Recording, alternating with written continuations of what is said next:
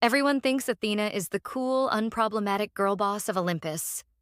Wrong. Athena is not a feminist icon. She's actually the ultimate pick-me, a patriarchy defender and a goddess who punishes women instead of powerful men. Yeah, I said it. Athena is always marketed as the goddess of wisdom. Smart, calm, logical. She is portrayed as not like other goddesses, which is already a red flag. Because in mythology, when a woman is praised for being not like other women, it usually means she's useful to men. Let's look at her origin story. Athena is born fully grown from Zeus's head. No mother, no womb, just daddy's brain. And Athena loves this. Her whole personality is, I literally came from a man's mind. That's not wisdom. That's pick-me LinkedIn energy. She never challenges Zeus, never questions his cheating, abuse, or power. Because siding with Zeus means staying on top. Athena's wisdom is always about war strategy, politics, and control. Not empathy, not justice, not protecting victims. Her wisdom is basically how to keep the system running smoothly, which is convenient for men. Take Arachne, for example. Arachne is a mortal woman who's insanely good at weaving. So good she challenges Athena. They compete. Arachne's work is perfect, and it exposes the gods' scandals. Athena sees it and goes feral. She destroys the tapestry, attacks Arachne, then turns her into a spider. Because Athena couldn't handle losing. That's not wisdom. That's a sore loser with god privileges. She didn't want skill. She wanted obedience. And then there is Medusa. Medusa was a priestess of Athena. Poseidon assaults her inside Athena's temple. So what does Athena do? Punish Poseidon? Hold him accountable? Nope. She punishes Medusa, turns her into a monster, destroys her life. Why? Because Athena didn't want drama with her uncle. This is textbook victim blaming. Poseidon walks free. Medusa becomes a warning. Athena chose power over justice. And people still call her wise? Be serious. Here is the pattern. Athena always protects powerful men, punishes women who speak up, and rewards silence and obedience. She's not anti-woman. She's anti-disruption. Her wisdom is about maintaining patriarchy, not challenging it. In conclusion, Athena is complex. Athena is powerful. But she is not your feminist queen. She's the goddess of respectability politics. The goddess of, I survived the system. So should you. She is enforcing patriarchy with a calm face. Athena isn't the goddess of wisdom. She's the goddess of protecting power and calling it intelligence. Like, subscribe, and comment.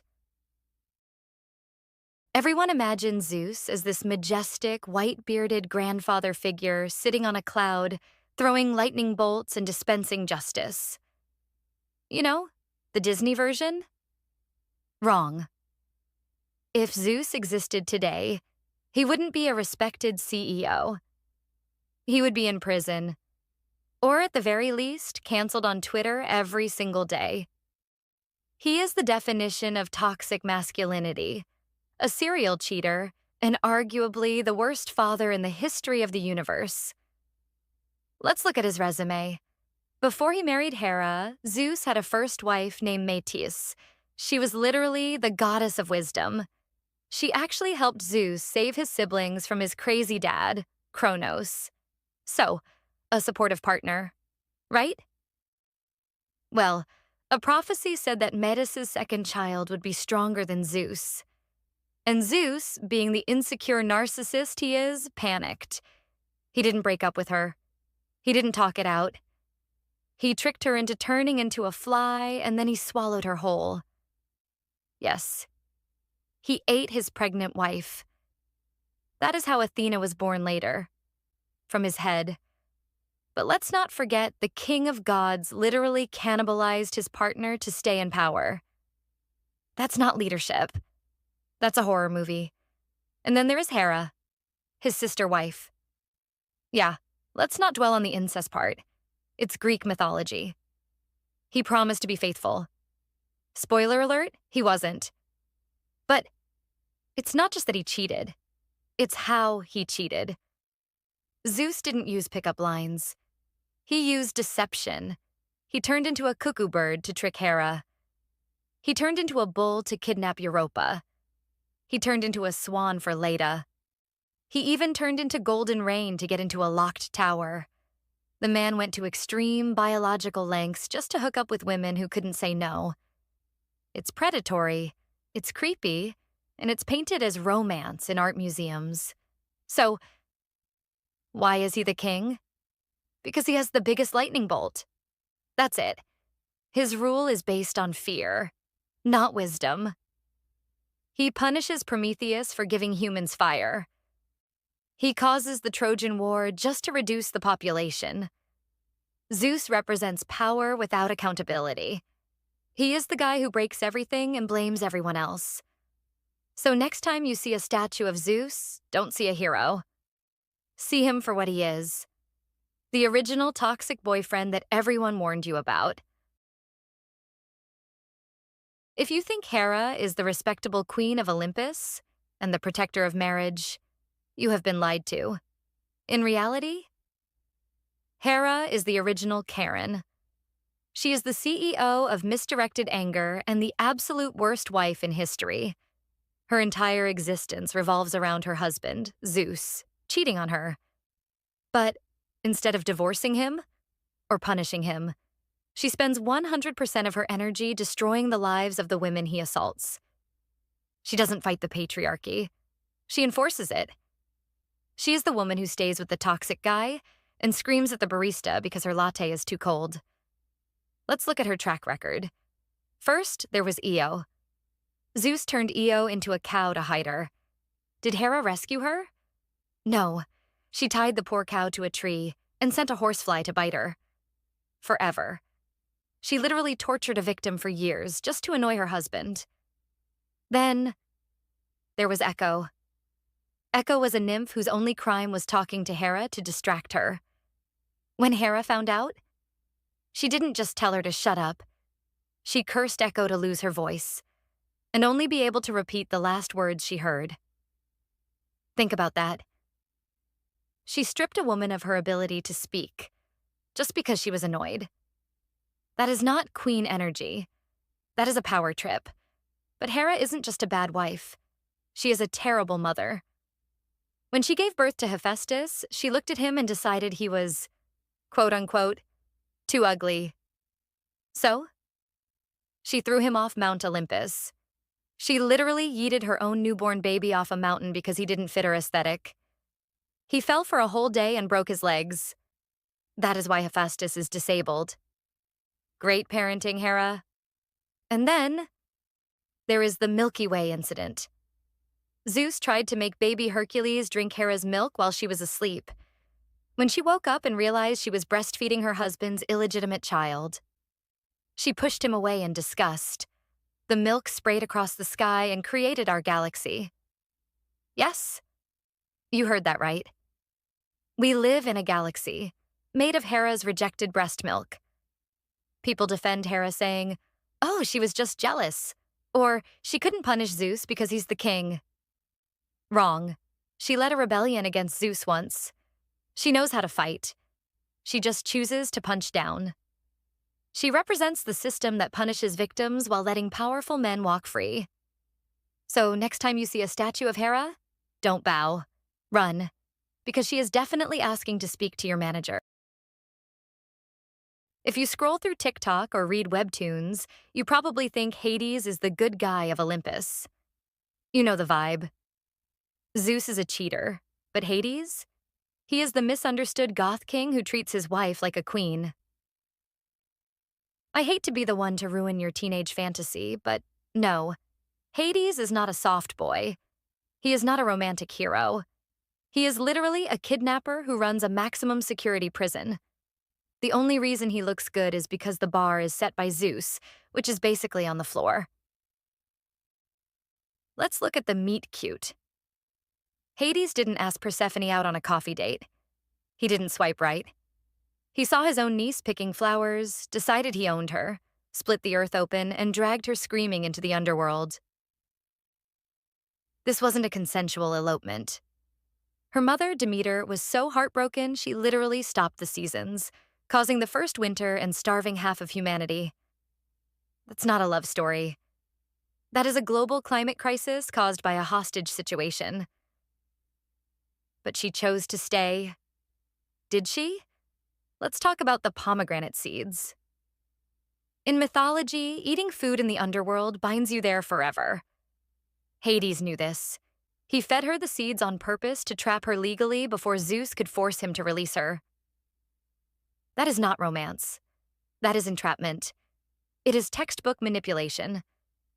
Persephone didn't fall in love. She developed Stockholm Syndrome because she realized she was never going to see the sun again. And the biggest lie of all, Hades is loyal. False. Before Persephone, there was Zeus. He kidnapped her too. And when she died, he turned her into a poplar tree. Then there was Minthe. Hades was having an affair with this nymph. When Persephone found out, she stomped Minthe to death and turned her into a mint plant. So, Hades cheated on his kidnapped wife with a nymph, and then let his wife murder his mistress. Yeah, sounds like a super healthy relationship. Hades isn't a brooding bad boy with a heart of gold. He is just Zeus with better PR and darker clothing. He represents control, isolation, and possession. So please stop calling him daddy. He is literally her uncle, and he is a jailer. Meet Apollo, god of the sun, music, archery, poetry, and prophecy. Basically, he is the guy who peaked in high school and won't stop talking about it. Everyone loves him because he's handsome and artistic. But let's be real. Apollo is the ultimate Nepo baby. He is Zeus's favorite son, and he acts like it. He walks around Olympus with unearned confidence, thinking every woman and man should be grateful to date him. And when they say no, the mask slips, and he becomes a monster. His most famous love story is Daphne. Apollo thought he was entitled to her just because he shot a good arrow.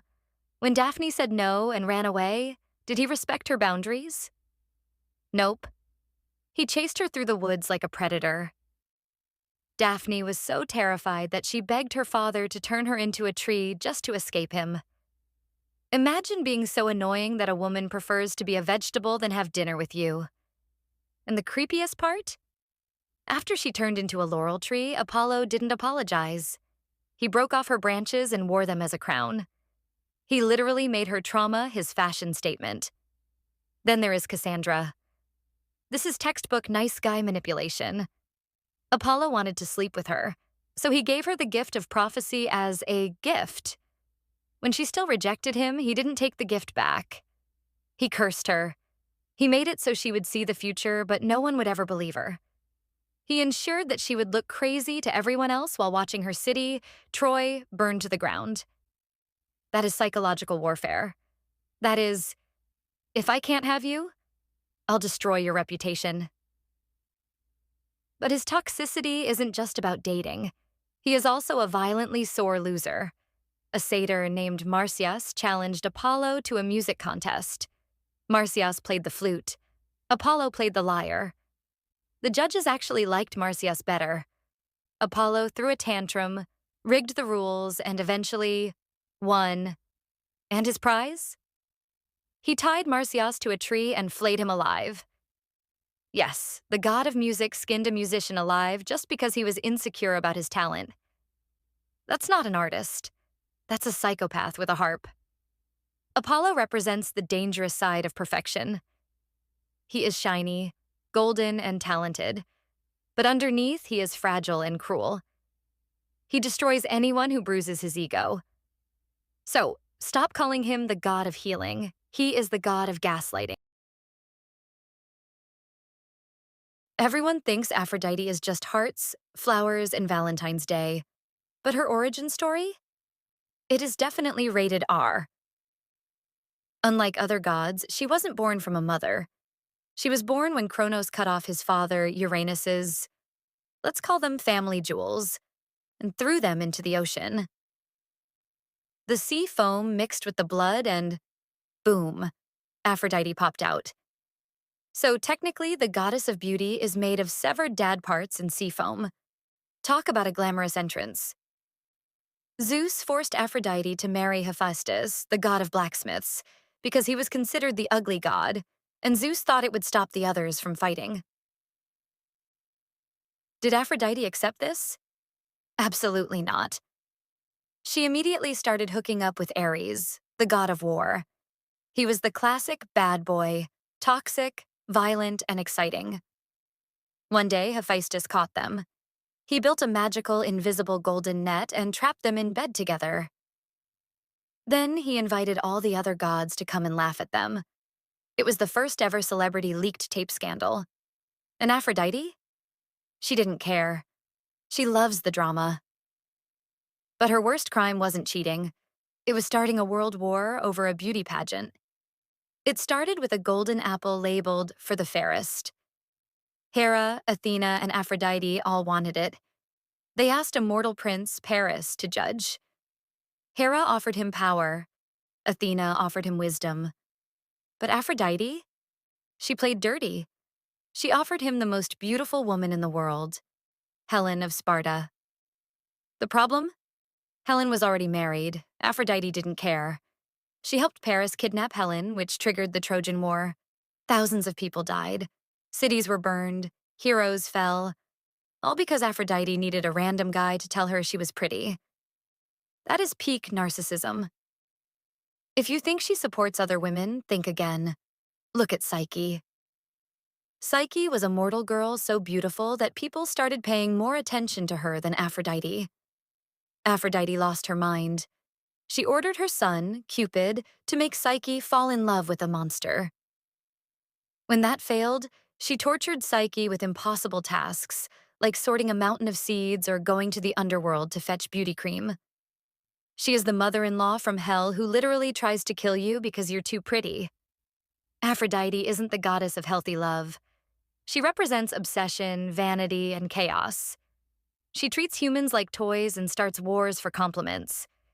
She is the influencer who creates drama for views and doesn't care who gets hurt. So maybe don't ask her for relationship advice. In a world full of selfish, partying, narcissist gods, Prometheus was the only one who actually gave a damn. While Zeus was busy chasing skirts and causing wars, Prometheus was busy creating us. According to the myth, he molded humans out of clay. He designed us. He is literally our dad. And unlike Zeus, who viewed humans as disposable toys or slaves, Prometheus wanted us to survive. He wanted us to thrive. Here is the conflict. Zeus wanted humans to be weak, cold, and dumb. He literally banned fire. Why? Because fire represents technology. It represents warmth, cooking, metalworking, and civilization. Zeus knew that if humans had fire, we wouldn't need to pray to him every 5 seconds out of fear. He was gatekeeping progress to maintain his dictatorship. Prometheus wasn't having it. He saw his creation suffering in the dark, and he decided to break the law. He pulled off the biggest heist in mythology. He climbed Mount Olympus, lit a torch from the sun, or Hestia's hearth, depending on the version, and brought it down to humanity. This wasn't just heat. This was knowledge. This was the moment humans stopped being animals and started being people. Prometheus gave us the tools to stand on our own. He freed us from total dependency on the gods. Zeus was furious, not because a rule was broken, but because he lost control. The punishment he designed for Prometheus is the most brutal thing in all of mythology. He didn't just kill him. He chained Prometheus to a rock in the Caucasus Mountains. Every single day, a giant eagle, Zeus's symbol, would fly down and rip open his stomach to eat his liver. Because Prometheus was immortal, his liver would grow back every single night. And the next morning, the eagle came back. He endured this torture for thousands of years. Not for greed, not for lust, but because he helped us.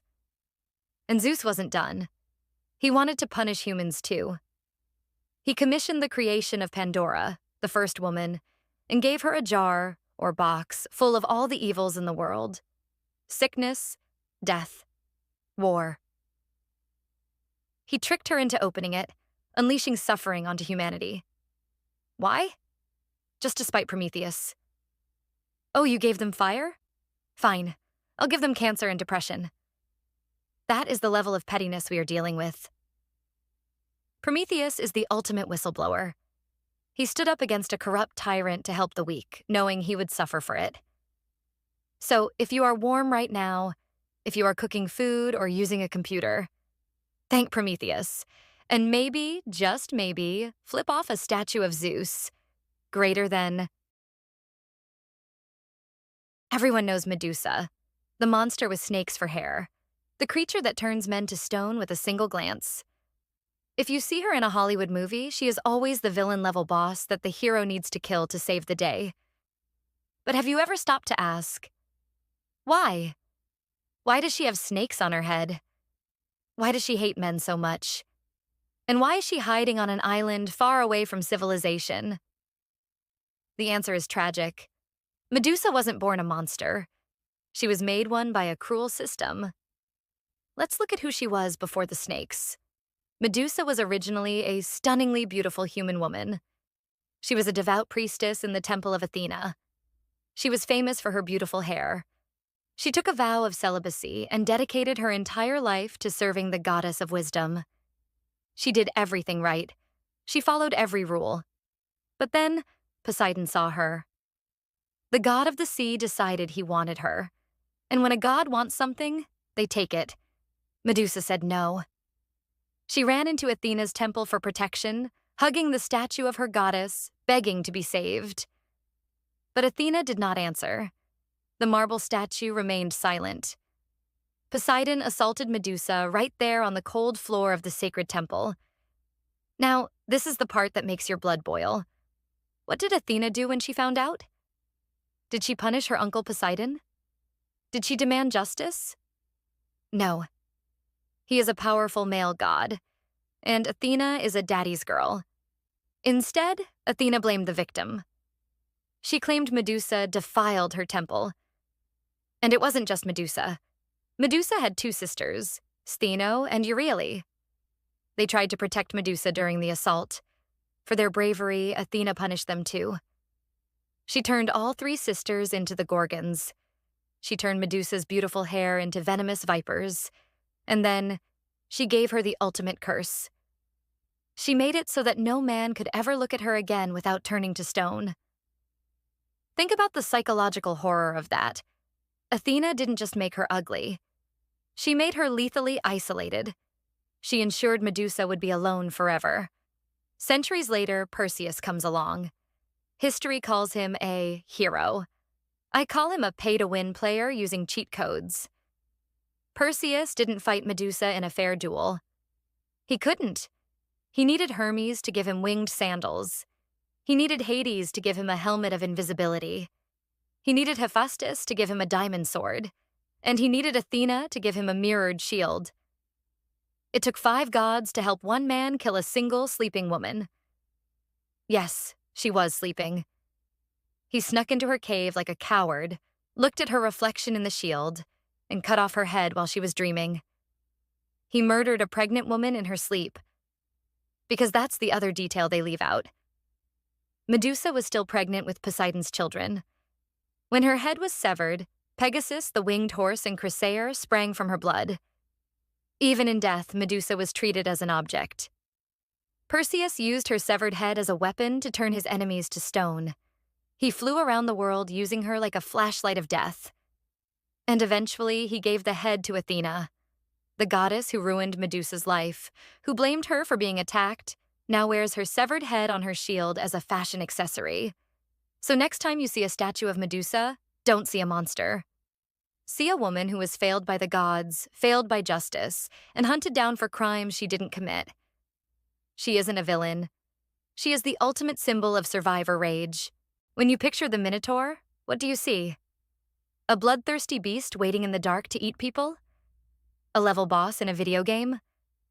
That is the propaganda written by the winners. That is the story Theseus told to make himself look like a hero. The reality?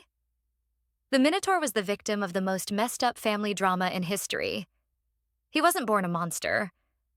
He was made one by neglect, abuse, and isolation. First, let's give him his dignity back. His name wasn't the Minotaur. That just means the Bull of Minos. It's a label, not a name. His mother, Queen Pasiphae, named him Asterion, which means the starry one. She looked at her baby and saw the stars, but his stepfather, King Minos, only saw shame. Let's be clear. Asterion's existence was Minos' fault. Minos was too greedy to sacrifice a beautiful white bull to Poseidon. So, Poseidon punished him by cursing his wife to fall in love with that bull. Yes, it is disturbing. But remember, Pasiphae was cursed. She was a victim of a god's revenge. When Asterion was born with the head of a bull, Minos didn't treat him like a child. He treated him like a dirty secret. He didn't kill him. He did something much crueler. He hired the inventor Daedalus to build the labyrinth. History calls it an architectural marvel. I call it what it really was. An inescapable, solitary confinement cell designed for a toddler. Asterion was thrown into that dark, damp maze as a child. Imagine that. No sunlight. No grass. No social contact. Just cold stone walls and endless darkness. He grew up completely alone. Psychologists tell us that isolation drives humans mad. Asterion went insane from loneliness. And then, the food. Minos sent criminals and sacrifices from Athens into the maze. Asterion didn't eat them because he was evil. He ate them because he was starving. He was an animalized human driven to cannibalism by the father figure who locked him away. He was terrified, hungry, and confused. Then comes Theseus, the glorious hero. Did Theseus fight a fair battle? No. He manipulated Asterion's own half-sister Ariadne to give him the cheat codes, the ball of string, to navigate the maze. He walked into the prison, found a malnourished, mentally ill creature who had never seen the sun, and beat him to death with a club. And what did Theseus do after saving the day? He abandoned Ariadne on an island while she was sleeping. Because that's what heroes do in Greek mythology. They use victims to build their reputation. So next time you see the Minotaur, don't see a monster. See Asterion, the boy who was named after the stars but died in the dark, paying the price for his father's greed. Don't fly too close to the sun. It is one of the most famous quotes in history. We use it to tell ambitious young people to stay in their lane. We use it to blame Icarus for his own death. We say he was arrogant. We say he had hubris. Wrong. Icarus wasn't arrogant. He was a teenager who trusted his genius father and paid for it with his life. The real villain of this story is Daedalus, the most toxic parent in Greek mythology. To understand why Icarus died, we have to look at Daedalus's criminal record. He wasn't just a kindly old inventor. He was a jealous murderer. Years before Icarus was even born, Daedalus had a nephew named Perdix. Perdix was a child prodigy who invented the saw and the compass. Daedalus was so jealous of the boy's talent that he lured him to the top of the Acropolis and pushed him off. So, let's be clear. We are already dealing with a man who kills children to protect his own ego. Fast forward to Crete. Why were Daedalus and Icarus in prison in the first place? It wasn't because of Icarus. It was because Daedalus helped Queen Pasiphae hook up with a bull. He built the hollow wooden cow suit that allowed the Minotaur to be conceived. He enabled the creation of the monster, and then he built the labyrinth to hide it. When King Minos threw them in the tower, it was punishment for Daedalus's crimes. Icarus was just collateral damage. He spent his entire childhood in a prison cell because of his father's dirty work. Then came the escape plan. The famous wings. Daedalus built wings out of bird feathers and held them together with beeswax. Think about the engineering here. You are in the Mediterranean. It is incredibly hot. And you attach wings to your son using wax? That is not genius. That is gross negligence. He gave his son a prototype with a fatal design flaw, zero flight testing, and no parachute. He told Icarus, "Don't fly too high, or the sun will melt the wax. Don't fly too low, or the sea spray will wet the feathers." He put the entire burden of survival on a boy who had never flown before. When they jumped, imagine what Icarus felt. He had been a prisoner his whole life. Suddenly, he was flying. The wind, the view, the adrenaline. Of course he flew high. He wasn't trying to challenge the gods, he was drunk on freedom. He was experiencing joy for the first time. And when the wax inevitably melted, because it was a terrible design, Icarus fell. He screamed as he plunged into the sea. And what did Daedalus do? He watched. He kept flying. He landed safely in Sicily, found a new king to work for, and lived a long, famous life. History remembers Daedalus as the brilliant architect, but Icarus is remembered as the fool who didn't listen. That is the ultimate gaslighting. Daedalus controlled the narrative because he was the survivor. Icarus didn't die from pride. He died because his father built a death trap and called it a masterpiece. Do you hate spiders? Most people do. But in Greek mythology, the first spider wasn't born as a monster. She was a woman named Arachne, who committed the ultimate crime. She was better at her job than a god. This is not a story about a monster. This is a story about a sore loser and the brutality of censorship. Arachne was a mortal girl, a weaver. She was a prodigy. Her tapestries were so realistic that people traveled from all over the world just to watch her work. She knew she was good. She openly said she was better than Athena, the goddess of weaving.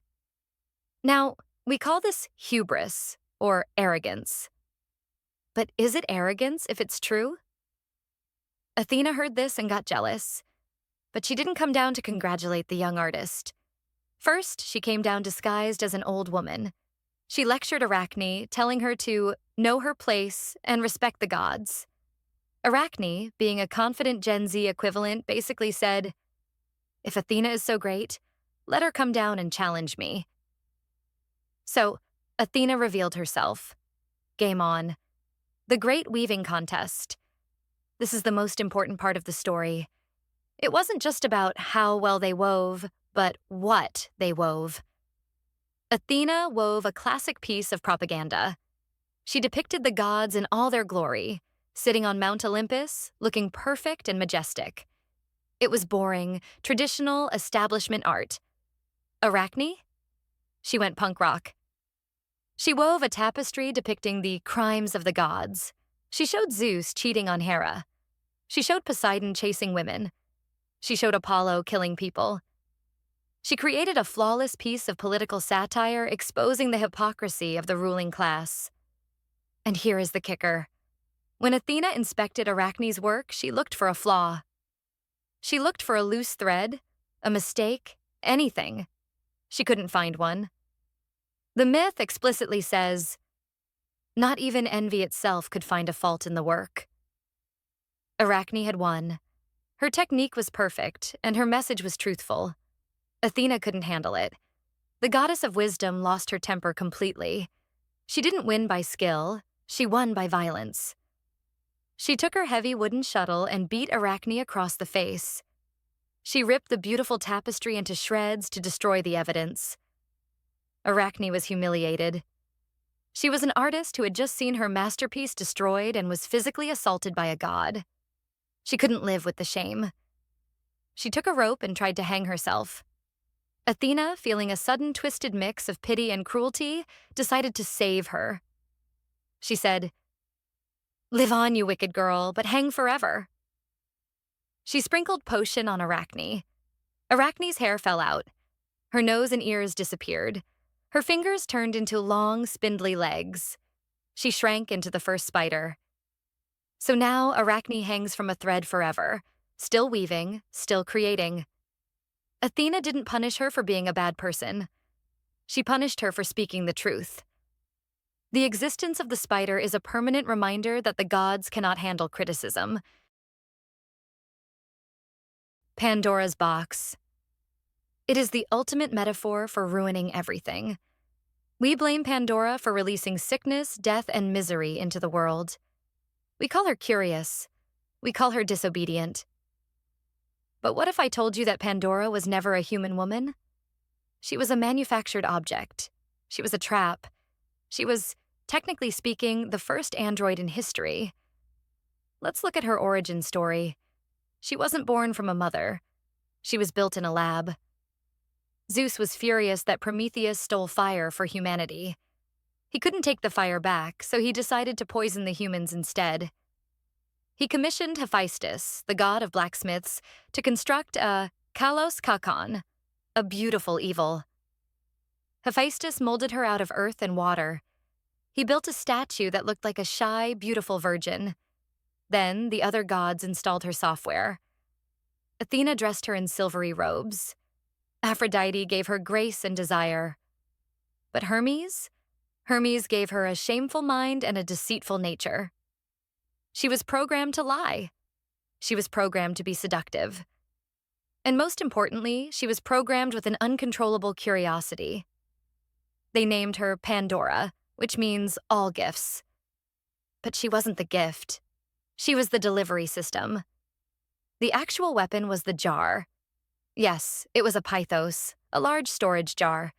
The translation box came later, but let's stick with box for now. Zeus filled this jar with every horror imaginable: cancer, plague, madness, starvation, war. He sent Pandora down to Earth to marry Epimetheus, the brother of Prometheus. Prometheus warned his brother, never accept a gift from Zeus. But Epimetheus was not the smart one. He saw the beautiful Pandora and married her immediately. Now, imagine being Pandora. You are created yesterday. You have no childhood, no experience.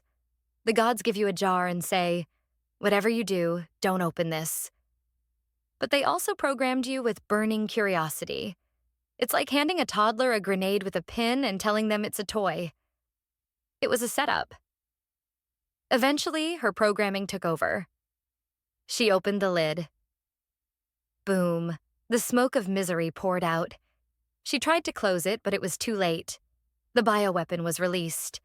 The only thing left inside the rim of the jar was Olympus. Hope. Now, people think hope is the good part of the story. But think about it. If the jar was full of evils, why was hope in there? Nietzsche famously said, "Hope is the worst of all evils because it prolongs the torments of man." Zeus trapped hope inside so humans wouldn't give up and die immediately. He wanted us to suffer longer. So, stop blaming Pandora. She didn't ruin the world. Zeus did. She was just a robot following her code. She is the innocent victim of a divine conspiracy to make our lives a living hell. Between a rock and a hard place. We use this idiom to describe a situation where you have no good choices. In Greek mythology, this refers to Scylla and Charybdis, two terrifying sea monsters that sailors had to pass between. If you go too close to the rock, Scylla eats you. If you go too close to the whirlpool, Charybdis drowns you.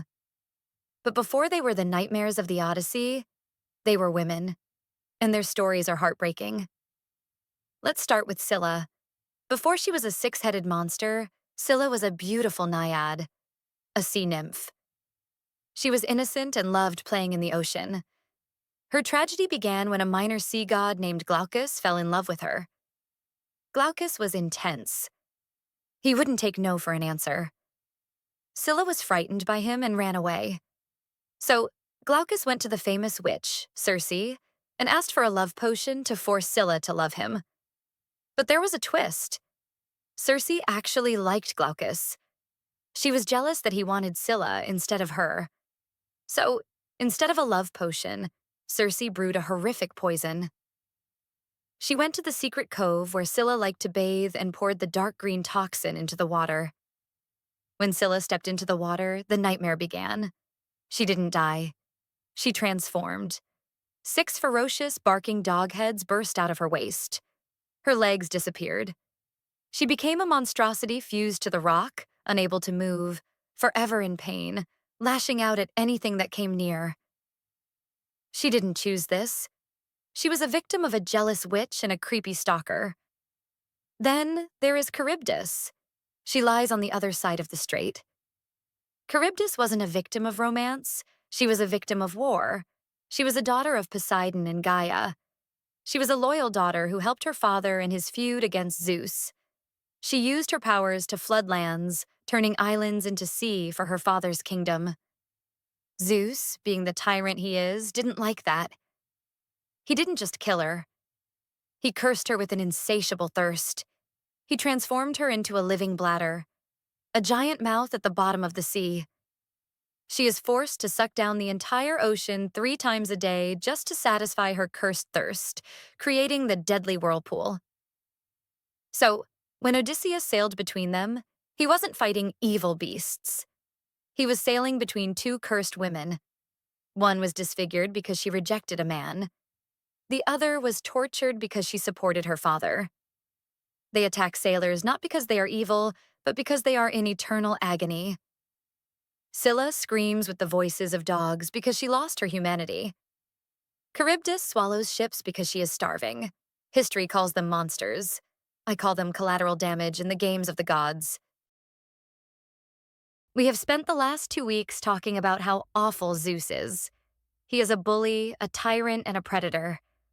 So, you might be wondering, is there anyone who can actually stop him? The answer is yes. His name is Typhon, and he is the nightmares of the gods. To understand Typhon, you have to understand his mother, Gaia, Mother Earth. Gaia was furious. Zeus had defeated her children, the Titans, and locked them in the deepest pit of hell, Tartarus. Gaia is not a soft mother. She is the planet itself, and she wanted revenge. So she did the unthinkable. She mated with Tartarus, the pit of hell itself, to create a weapon. A god killer. Typhon wasn't just a giant. He was a walking apocalypse. He was so tall his head brushed the stars. Instead of fingers, he had 100 dragon heads erupting from his hands, each spitting fire and screaming in different animal voices. His bottom half was a mass of coiling vipers. He was the ultimate biological weapon designed for one purpose: to end the reign of Olympus. When Typhon marched on Mount Olympus, do you know what the brave gods did? Did they stand and fight? No. They ran. They were so terrified that they fled to Egypt and transformed themselves into animals to hide. Apollo turned into a crow. Dionysus turned into a goat. Aphrodite turned into a fish. The mighty Olympians were hiding in the mud, shaking in fear. Only Zeus stood his ground. Not because he was brave, but because his ego wouldn't let him run. And guess what? Zeus lost. This is the part of the myth that Disney leaves out. Typhon didn't just beat Zeus, he dismantled him. Typhon wrestled the lightning bolt out of Zeus's hand. He used a sickle to slice open Zeus's hands and feet. He ripped out Zeus's sinews, his tendons, leaving the king of the gods as a helpless, boneless blob of meat lying on the floor of a cave. For a brief moment in history, the bad guy won. Gaia's revenge was complete. Zeus was defeated, broken, and hidden away in a bearskin rug. So how did Zeus come back? Cheating, of course. Hermes, the god of thieves, snuck into Typhon's camp and stole the tendons back. He reattached them to Zeus using divine medicine. Zeus, fully healed and humiliated, attacked Typhon again. This time, he didn't fight fair. He spammed thunderbolts from the sky until Typhon was buried under a mountain.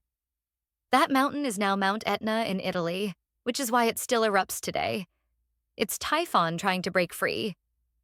But Typhon's legacy didn't end there. Before he was defeated, he fathered a generation of monsters. The Sphinx, his daughter. The Nemean lion, his son. Cerberus, the 3-headed dog, his kid. Every hero in Greek mythology exists because they had to clean up Typhon's family tree. Typhon represents the chaos of nature.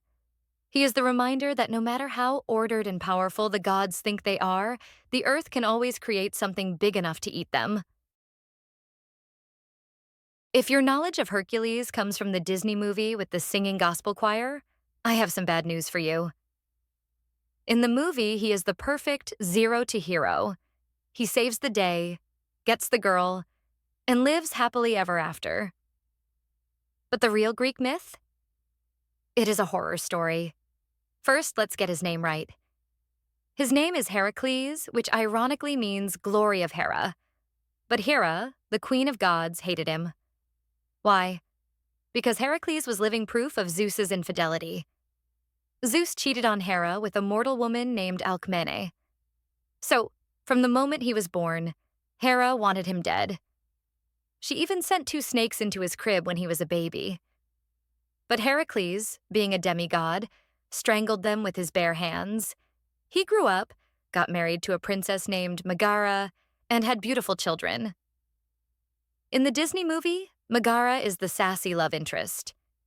In the real myth, she is the victim of the worst crime in mythology. One day, Hera decided to strike.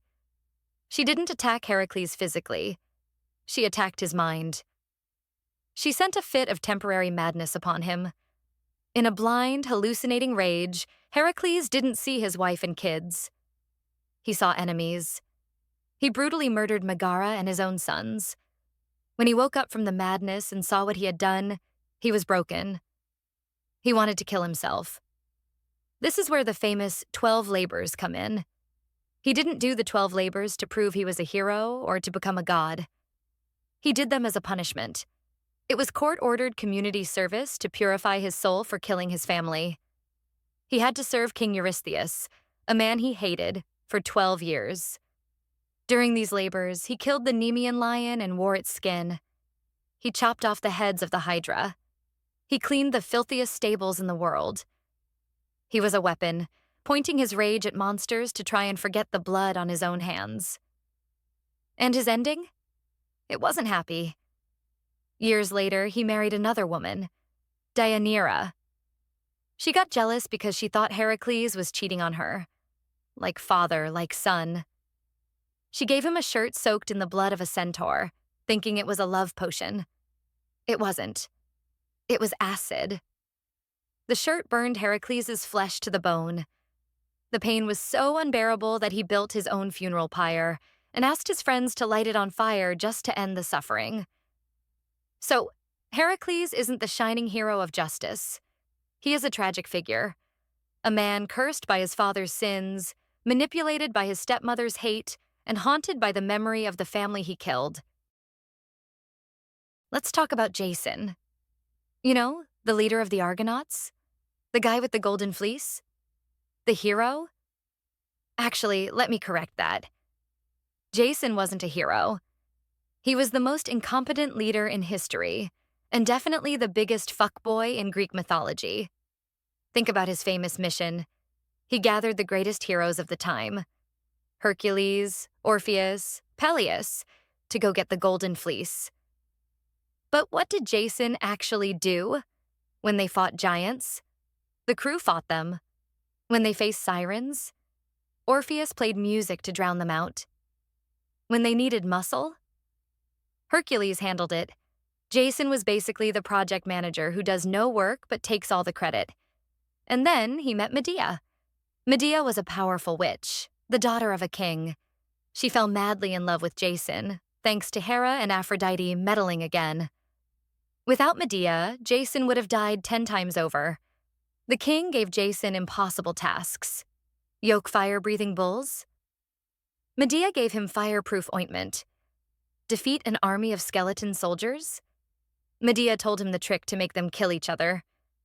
Get past the dragon guarding the fleece? Jason drew his sword, but Medea just put the dragon to sleep with a lullaby. She literally handed him the prize. She even saved his life by killing her own brother. When her father was chasing them, Medea chopped her brother into pieces and threw them in the ocean, so her father would stop to collect the body parts. That is how devoted she was. She sacrificed her family, her home, and her soul for this man. So, how did Jason repay her? They moved to Corinth, had 2 kids, and lived there for 10 years. Then, Jason saw an opportunity. The king of Corinth offered Jason his daughter in marriage. It meant Jason could become a king. So he dumped Medea. He told her, "I'm doing this for us. If I marry the princess, our kids will have royal step-siblings." Classic gaslighting. He traded the woman who saved his life for a younger model and a promotion. But Jason forgot one thing. You do not mess with a witch who chopped up her own brother. Medea went scorched earth. She sent a wedding gift to the new princess, a beautiful dress laced with poison. When the princess put it on, it burst into flames, burning her and her father alive. Then, to hurt Jason in the worst way possible, Medea killed their 2 sons. She flew away on a dragon chariot, leaving Jason alive among the ashes of his ruined life. Jason didn't die a hero. He died years later, a lonely, hated old man. He was sleeping under the rotting hull of his old ship, the Argo. A piece of wood broke off and crushed him to death. The ship that made him famous was the thing that killed him. Poetic justice. Imagine you are playing a video game. You are stuck on a difficult level. But instead of getting better at the game, you type in a cheat code. You get God mode, infinite ammo, and invisibility. That is Perseus. He is the ultimate pay-to-win player of Greek mythology. People call him a great monster slayer. I call him a spoiled divine nephew who got handed everything on a silver platter. Let's look at his inventory. Before he even started his quest to kill Medusa, the gods gave him a care package. Athena gave him a reflective shield so he didn't have to aim. Hermes gave him winged sandals so he could fly. Hades gave him a helmet of invisibility so he could hide. Hephaestus gave him an unbreakable sword. This isn't heroism. This is enabling. If you have an invisibility cloak and a flying suit, you are not a warrior. You are a drone strike. Now, let's talk about the battle with Medusa. In the movies, it's an epic fight. Medusa is dodging, Perseus is blocking, it's intense. In the actual myth, it was an assassination. Perseus flew into her cave while she was asleep. Let me repeat that. She was sleeping. She didn't know he was there. She didn't have a chance to fight back. He used his cheat code shield to look at her reflection, floated above her with his magic shoes, and cut off her head while she was dreaming. That's not brave. That's a home invasion. And it gets worse. Medusa was pregnant at the time. Remember, Poseidon had assaulted her. When Perseus sliced her head off, her children, Pegasus, the winged horse, and Chrysaor, the golden giant, burst out of her neck. So, congratulations, Perseus. You murdered a sleeping pregnant victim of sexual assault. What a hero. Then he flew off to save Andromeda. Andromeda was a princess chained to a rock, about to be eaten by a sea monster, Cetus. Did Perseus fight the monster man to monster? Of course not. He pulled Medusa's severed head out of a bag and showed it to the monster. Boom. The monster turned to stone. He literally used the instant kill button. He didn't need strength. He didn't need strategy. He just pointed ahead at things until he won. Perseus lived a long, happy life. He became a king. He founded Mycenae. He is one of the few heroes who got a happy ending. Why? Because the system was rigged in his favor from day one. He is proof that in Greek mythology, it doesn't matter if you are good or brave. It only matters who your dad is and what cool gadgets your rich relatives give you. If you think Jason was bad for dumping Medea, wait until you hear about Theseus. Theseus is the national hero of Athens. He killed the Minotaur. He looks great on a statue. But if you look at his rap sheet, he is a serial user of women and a predator. First, the Minotaur. How did Theseus navigate the labyrinth? He didn't use his brain. He used a woman. Princess Ariadne fell in love with him. She gave him the famous ball of string to find his way out. Without her, Theseus would have starved to death in that maze. He promised to marry her and take her back to Athens. So they escaped together. They stopped at the island of Naxos. And what did our hero do? While Ariadne was asleep on the beach, Theseus quietly gathered his crew, got back on his ship, and sailed away. He literally ghosted the woman who saved his life, leaving her alone on a deserted island. Thankfully, the god Dionysus found her later, but that doesn't excuse Theseus. But wait, it gets creepier.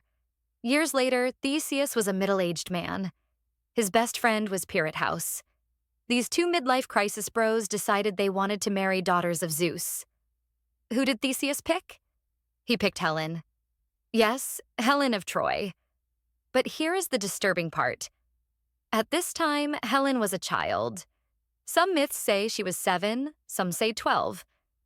Theseus, a grown man, kidnapped a little girl and locked her away until she was old enough to marry. That is not heroism. That is a crime. Then, his friend Pirate House had an even stupider idea. Let's go to the underworld and kidnap Persephone, the wife of Hades. Theseus, being an idiot, said yes. They walked into hell and demanded Hades hand over his wife. Hades, being the king of sass, pretended to be hospitable. He invited them to sit down for dinner. They sat on stone chairs. Suddenly, snakes and chains burst out of the chairs and bound them tight. Their flesh fused to the stone. They were trapped there for years, tortured in the dark. Eventually, Hercules came to rescue them, because Hercules cleans up everyone's mess. Hercules pulled Theseus off the chair, but he pulled so hard that, well, let's just say a large chunk of Theseus's backside stayed attached to the rock. So the great hero of Athens returned home with a scarred butt and no dignity. How did he die? He was kicked off a cliff by another king. He fell to his death just like his father Aegeus had fallen into the sea, because Theseus forgot to change the sails. Karma is a boomerang, and for Theseus, it hit hard. The Iliad is supposed to be a story about heroism, but if you actually read it, it's mostly just a story about Achilles having a temper tantrum. History calls him the greatest warrior of the Trojan War. I call him the biggest, deadliest baby in Greek mythology. Here is the context. The Greeks were fighting Troy. They were winning. But then, King Agamemnon, who was also a jerk, insulted Achilles. Agamemnon took away Achilles' war prize, a woman named Briseis. Let's not ignore the fact that they were treating women like objects, but that's standard for these guys. How did the invincible Achilles react? Did he challenge Agamemnon to a duel? Did he suck it up for the good of the army? No, he cried. Literally. He went to the beach and cried to his mommy, the sea goddess Thetis. Then he went on strike. He sat in his tent and refused to fight. He watched as his fellow Greeks were slaughtered by the Trojans. He heard them screaming. He saw their ships burning, and he did nothing. He let hundreds of his own people die just to prove a point. You hurt my feelings, so now I will let you all die. That is not a hero. That is a narcissist. The only reason he went back to fight was because of Patroclus. Patroclus was his cousin, his best friend, and, let's be honest, his lover. Patroclus couldn't stand watching the Greeks die. So he stole Achilles' armor and went to fight in his place. Hector, the prince of Troy, killed him. Only then did Achilles care. Not because of the war, but because his person was hurt. His grief turned into madness. He finally joined the battle, but he fought like a monster. He killed so many people, the river god got angry because the river was clogged with corpses. He killed Hector. But killing him wasn't enough. Achilles tied Hector's dead body to the back of his chariot and dragged him through the dust around the city walls for days. He denied the enemy a proper burial. That was considered a war crime, even by ancient standards. Even the gods were disgusted by his lack of respect. And how did this invincible warrior die? He didn't die in an epic duel. He died because Paris, the cowardly prince who started the war, shot him from a distance with a bow and arrow. The arrow hit his heel, the one spot his mother missed when she dipped him in the river Styx.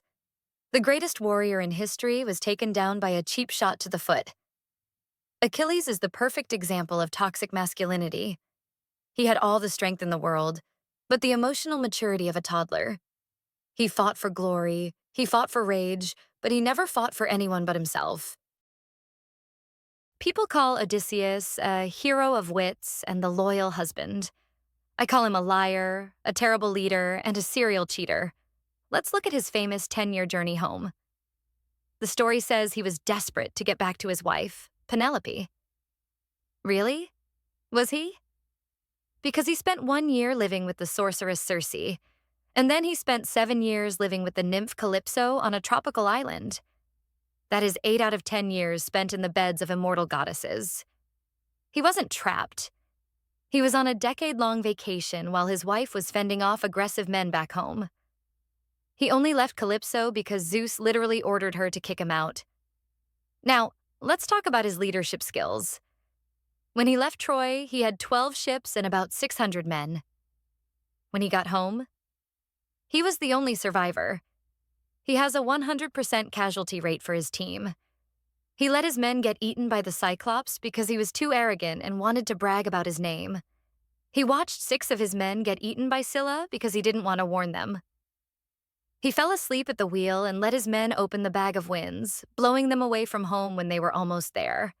If Odysseus was a CEO today, he would be in prison for gross negligence. But the worst part is his homecoming. When he finally got back to Ithaca, disguised as a beggar, he found 108 suitors trying to marry his wife. Sure, the suitors were rude. They ate his food and drank his wine. But did they deserve to be massacred in a locked room? Odysseus and his son locked the doors and slaughtered all 108 men with bows and spears. It was a bloodbath. And then, the darkest chapter. He rounded up the 12 maids who had served the suitors, often against their will. He forced these women to clean up the blood and drag out the dead bodies of their lovers. And when they were done cleaning, he didn't forgive them. He didn't exile them.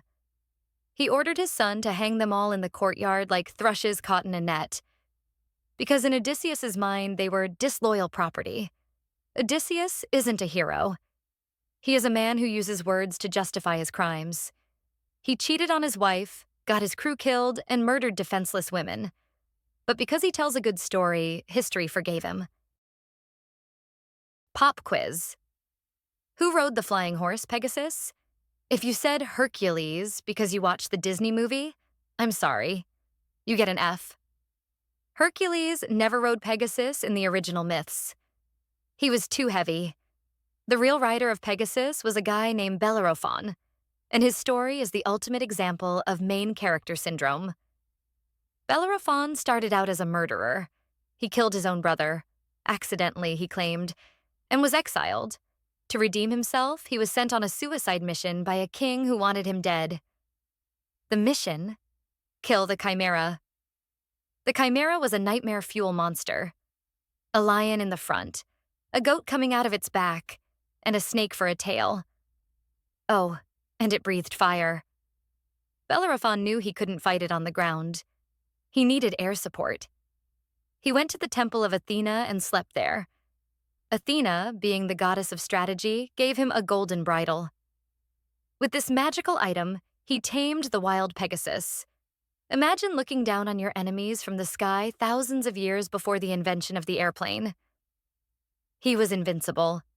The fight with the Chimera is actually one of the coolest kills in mythology. Bellerophon didn't just stab it. He used science. He put a block of lead on the tip of his spear. When the Chimera opened its mouth to breathe fire, Bellerophon shoved the spear into its throat. The fire melted the lead, and the molten metal poured down the monster's throat, suffocating it from the inside. Brutal? Yes. Effective? Absolutely. After this, Bellerophon became a superstar. He defeated the Amazons. He defeated armies. He started to believe his own hype. He thought, I am so great. I shouldn't live with humans. I belong on Mount Olympus with the gods. So he hopped on Pegasus and started flying up. He literally tried to crash the party of the gods. Zeus looked down and said, "Look at the audacity of this mortal." Zeus didn't throw a lightning bolt. That would be too dignified. Instead, Zeus sent a tiny gadfly, a horsefly. The fly bit Pegasus on the butt. Pegasus bucked in pain. Bellerophon, the great hero, lost his grip and fell thousands of feet out of the sky. He didn't die. That would have been too easy. He landed in a thorn bush, which blinded him and crippled him. For the rest of his life, he wandered the earth alone, a blind, limping beggar. Everyone hated him because he was the man hated by the gods. He died alone in silence, forgotten by history. And to add insult to injury, Disney gave his horse to Hercules. Do you hate spiders? Most people do. But after you hear this story, you might just feel sorry for them. This is the story of Arachne, the woman who committed the ultimate corporate sin. She was better than her boss. Arachne wasn't a princess or a warrior. She was a working-class girl from a small town. But she had a gift. She could weave fabric so beautiful, so light and so intricate, that people traveled from all over the world just to watch her work. Nymphs would leave their forests just to see her tapestries. She was the Michelangelo of wool. The problem? She knew she was good. When people asked, "Did the goddess Athena teach you?" Arachne said, "No, I taught myself. In fact, I think I'm better than Athena." Now, in Greek mythology, this is called hubris, but in modern terms, it's just called confidence. Athena, the goddess of wisdom and crafts, heard this. She came down disguised as an old woman and gave Arachne a chance to apologize. Arachne doubled down. She challenged the goddess to a weave-off. Athena threw off her disguise and accepted. The contest began. Athena wove a tapestry showing the glory of the gods, full of order and respect. It was perfect technical propaganda. Arachne? She chose a different theme. She wove scenes showing the gods behaving badly.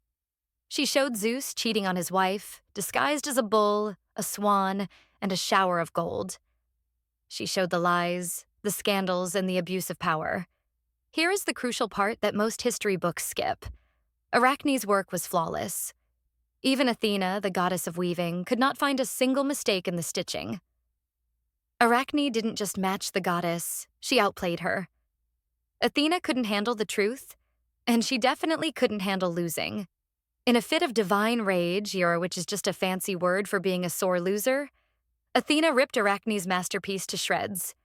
Then she picked up a wooden shuttle and beat the girl with it. Arachne was humiliated.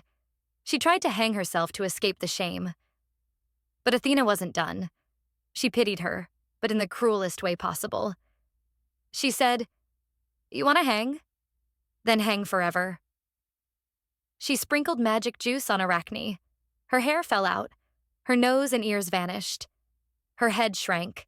Her fingers turned into long, thin legs. She became the first spider, condemned to weave beautiful webs for eternity, only to have them swept away by humans. The lesson? Never outshine the master, especially if the master is a petty goddess with anger issues. History is written by the winners. In this case, the winner was Odysseus, so we think he's the hero. But let's look at the story of Polyphemus, the Cyclops, from his perspective. It's not a hero story. It's a horror movie about a home invasion. Polyphemus was a simple guy. He was a shepherd. He lived in a cave on a nice island. He didn't bother anyone. He just loved his sheep and making high-quality artisanal cheese. He was the son of Poseidon, but he lived a quiet rural life. One day, he comes home from work, and what does he find? 12 strangers are in his living room, eating his food without asking. That's Odysseus and his men. Now, under the laws of hospitality, Xenia, you should treat guests well. But these guys broke in. They are burglars. Polyphemus is a giant, so he handles intruders differently. He blocks the door with a massive boulder. He asks them who they are. Odysseus starts talking smoothly, but Polyphemus is angry, so he grabs two of the intruders and eats them. Okay, that's brutal. I admit it. He's not a saint, but imagine finding 12 rats in your kitchen. You don't ask them to stay for tea. Odysseus, being the smartest Greek, comes up with a plan. He gets the giant drunk on super strong wine. When Polyphemus passes out, he asks for Odysseus's name. Odysseus says, "My name is nobody." In Greek, Audis. Polyphemus, drunk and happy, says, "Okay, nobody, I will eat you last." Then comes the most gruesome part of the Odyssey. While the giant is sleeping, Odysseus takes a giant olive stake, hardens the tip in the fire, and drives it straight into Polyphemus's only eye. The giant wakes up screaming. He is blind, in agony, stumbling around his own home. He yells to his neighbors, other Cyclopes, "Help! Nobody is hurting me. Nobody is killing me." His neighbors think he's crazy or drunk, so they leave. If nobody is hurting you, shut up and go to sleep. It was a brilliant linguistic trap, but absolutely cruel. The next morning, blindly feeling his sheep as they leave the cave, Polyphemus unwittingly lets Odysseus escape. The men were hiding under the sheep. As Odysseus sails away, he can't keep his mouth shut. His ego is too big. He yells back, "Hey, Cyclops, if anyone asks who blinded you, tell them it was me, Odysseus." Big mistake. Polyphemus prays to his dad, Poseidon. "Dad, this guy blinded me. Make sure he never gets home." Poseidon heard him, and that is why it took Odysseus 10 years of suffering to get back to Ithaca. Polyphemus lost his eye, but his curse ruined Odysseus's life. If you've read the Odyssey, you know Scylla. She is the nightmare of the sea, a monster with 6 long necks, 3 rows of teeth, and dogs barking from her waist. She ate 6 of Odysseus's men, but Scylla wasn't born a monster. She was made one. And the person who did it? The famous witch, Circe. Here is the tea. Scylla was originally a gorgeous water nymph. She was beautiful, innocent, and spent her days chilling on the beach. Enter Glaucus. Glaucus was a fisherman who turned into a sea god. He was blue, had a fishtail, and was completely obsessed with Scylla. He stalked her. He proposed to her. Scylla looked at him, a slimy, blue fish man, and said, "Ew, no thanks." And she ran away. Glaucus was heartbroken, but instead of moving on, he went to ask for help. He swam to the island of Aiaia to visit the sorceress Circe. He asked Circe for a love potion to make Scylla fall in love with him. But here is the plot twist. Circe fell in love with Glaucus the moment she saw him. She told him, "Forget that basic girl, Scylla. Look at me. I'm a powerful goddess. Be with me instead." Glaucus, to his credit, was loyal. He said, "No, I only want Scylla." This triggered Circe. She didn't get mad at Glaucus. She got mad at the girl he wanted. It's the classic, "I can't have him, so I'll destroy her" mentality. Circe brewed a horrific poison using magical herbs. She sneaked into the secret pool where Scylla liked to take her daily bath. She poured the poison into the water, chanting dark spells. When Scylla came to bathe, she stepped into the water waist deep. Suddenly, she felt a terrible pain. She looked down and saw hideous, barking dogs attacking her legs. She tried to run, but she couldn't, because the dogs were growing out of her body. Her legs were gone. Her lower half had transformed into a mass of snarling beasts and tentacles. She screamed, but her voice changed into a terrifying yelp. Horrified and ashamed, Scylla fled to a rocky cave opposite a whirlpool, Charybdis. She hid there, full of rage and misery. She hated beauty. She hated men. So whenever a ship passed by, she would snatch 6 sailors, one for each of her new monstrous heads. She wasn't just a monster. She was a victim of divine jealousy lashing out at the world. Parents have used the story of Lamia for centuries to scare children. Be good, or Lamia will come and eat you. But Lamia wasn't born a monster. She was created by the cruelest goddess of them all, Hera. Lamia was the queen of Libya. She was breathtakingly beautiful. So beautiful that Zeus inevitably fell in love with her. They had an affair, and Lamia gave birth to Zeus's children. She was a happy mother. But in Greek mythology, being happy while sleeping with Zeus is a death sentence. Hera found out. And this time, Hera didn't just want to kill Lamia. She wanted to break her soul. Hera kidnapped Lamia's children and killed them right in front of her. Or, in some darker versions, Hera used magic to force Lamia to kill her own children in a fit of madness. When Lamia woke up and saw the blood on her hands, she screamed until her voice broke. But Hera wasn't done. She cursed Lamia with sleeplessness. She made it so Lamia could never close her eyes. Why? So she could never escape the image of her dead children. Even when she was tired, she had to stare at the horror of her loss. Forever. The grief twisted her mind. The insomnia destroyed her humanity. She began to envy other mothers. Why should they have babies when mine are dead? She transformed into a monster, half woman, half snake. She started hunting at night, snatching babies from their cribs and devouring them. She became the thing she hated most, a child killer. Zeus, feeling a little guilty, as usual, gave her one small gift. He couldn't break Hera's curse, but he gave Lamia the ability to remove her own eyes. So, when the pain becomes too much, she can pluck her eyeballs out and put them in a jar. Only then, in total darkness, can she finally rest. So, if you see a beautiful woman wandering in the dark, look at her eyes. If the sockets are empty, run. She is hungry and she is looking for what she lost. We talk a lot about how powerful Zeus is, but there is one chapter in Greek mythology that Zeus definitely wants you to forget. It's the day he lost, the day he was stripped of his power, screaming in a cave, completely helpless. This is the story of Typhon, the father of all monsters. After Zeus defeated the Titans, his grandmother Gaia, Mother Earth, was furious. She thought Zeus was an arrogant tyrant for locking up her children. So, she decided to build a weapon to destroy him. She mingled with Tartarus, the dark abyss, and gave birth to Typhon. Typhon wasn't just a monster. He was a catastrophe. Ancient poets say his head brushed the stars. Instead of fingers, he had 100 dragon heads spitting fire. Instead of legs, he had massive vipers. And he had giant wings that blocked out the sun. When Typhon marched on Mount Olympus, do you know what the brave gods did? Apollo, Ares, Hermes, Aphrodite. They all panicked. They shapeshifted into animals and fled to Egypt to hide. The god of war turned into a fish. Embarrassing.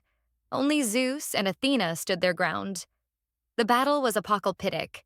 But here is the shocker. In the first round, Typhon won. He wrestled Zeus to the ground, took a sickle, and cut out Zeus's sinews, his tendons, from his hands and feet. Imagine the king of gods, a formless blob of flesh, unable to move, hidden away in a cave. Typhon ruled the cosmos. If it wasn't for Hermes sneaking in like a ninja to steal the tendons back and reattach them, Greek mythology would have ended right there. Zeus recovered, got his thunderbolts back, and launched a counterattack. He eventually buried Typhon under Mount Etna in Italy. But Typhon's legacy lives on. Before he was defeated, he fathered the most famous monsters in history. The Chimera, the Hydra, the Sphinx, Cerberus, they are all his children. And Typhon himself isn't dead. He is just trapped. Every time Mount Etna erupts, that's Typhon, trying to break free for round 2. Everyone knows Cerberus, the giant, terrifying three-headed dog who guards the gates of the underworld. But let me ask you a question. Is he evil? No. He is just doing his job. And honestly, he is the goodest boy in Greek mythology. Cerberus is the son of Typhon, the guy from yesterday's episode, and Echidna.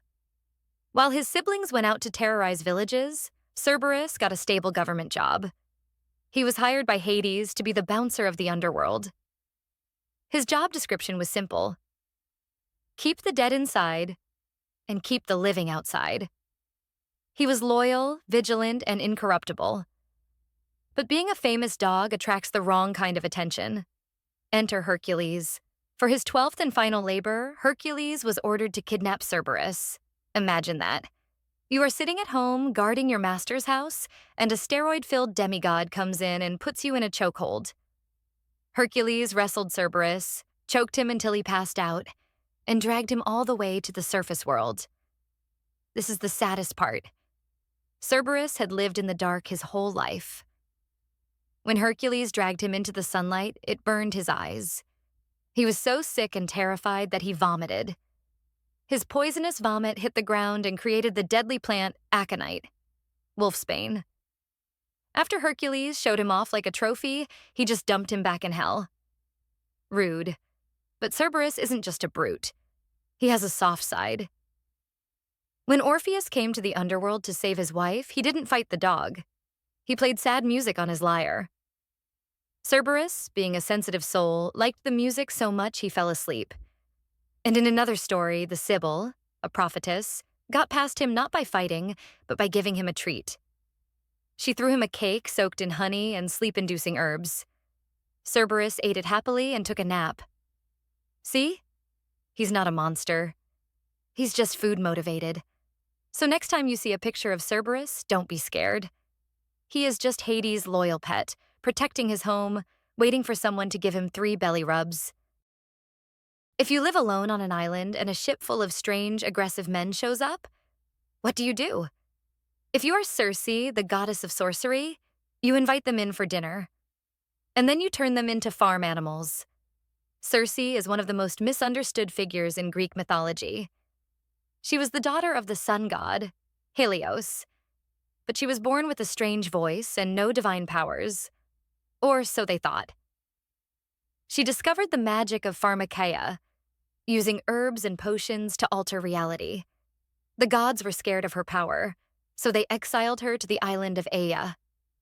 Living alone, she became the master of her own domain. She tamed lions and wolves who acted like house cats around her. Then came Odysseus's crew. These men were rude. They raided her island and acted like they owned the place. So Circe served them wine spiked with a magical potion. Poof, they turned into pigs, not just physically. She revealed their true inner nature, gluttonous, loud, and dirty. She didn't kill them. She just put them in a sty where they belonged. But then came Odysseus. He cheated. The god Hermes gave him a magical herb called moly that made him immune to her magic. When Circe tried to tap him with her wand, he pulled out a sword. Impressed that a man could resist her, Circe made a deal. She turned his men back into humans, mostly, and she and Odysseus became lovers. They lived together for a year. She wasn't a monster who hated men. She was a queen who demanded respect. She even taught Odysseus how to safely travel to the underworld to talk to the dead. Without her instructions, Odysseus would never have made it home. Yes, she has a dark side. Remember Scylla? Circe is the one who turned her into a monster out of jealousy. She is complex. She is dangerous. But she is also the ultimate symbol of female power in a world ruled by men. She doesn't need a hero to save her. She has her wand, her potions, and a garden full of secrets. Imagine destroying an entire civilization just because you didn't get a wedding invitation. Meet Eris, the goddess of discord. She is basically the patron saint of drama. The story starts with a wedding. Not just any wedding, but the marriage of Peleus and Thetis, the future parents of Achilles. All the gods were invited. Zeus, Hera, Poseidon, everyone. Except Eris. Why? Because she ruins the vibe. Who wants discord at a wedding? Big mistake. Eris didn't get mad. She got creative. She showed up at the banquet hall, not to fight, but to drop off a gift.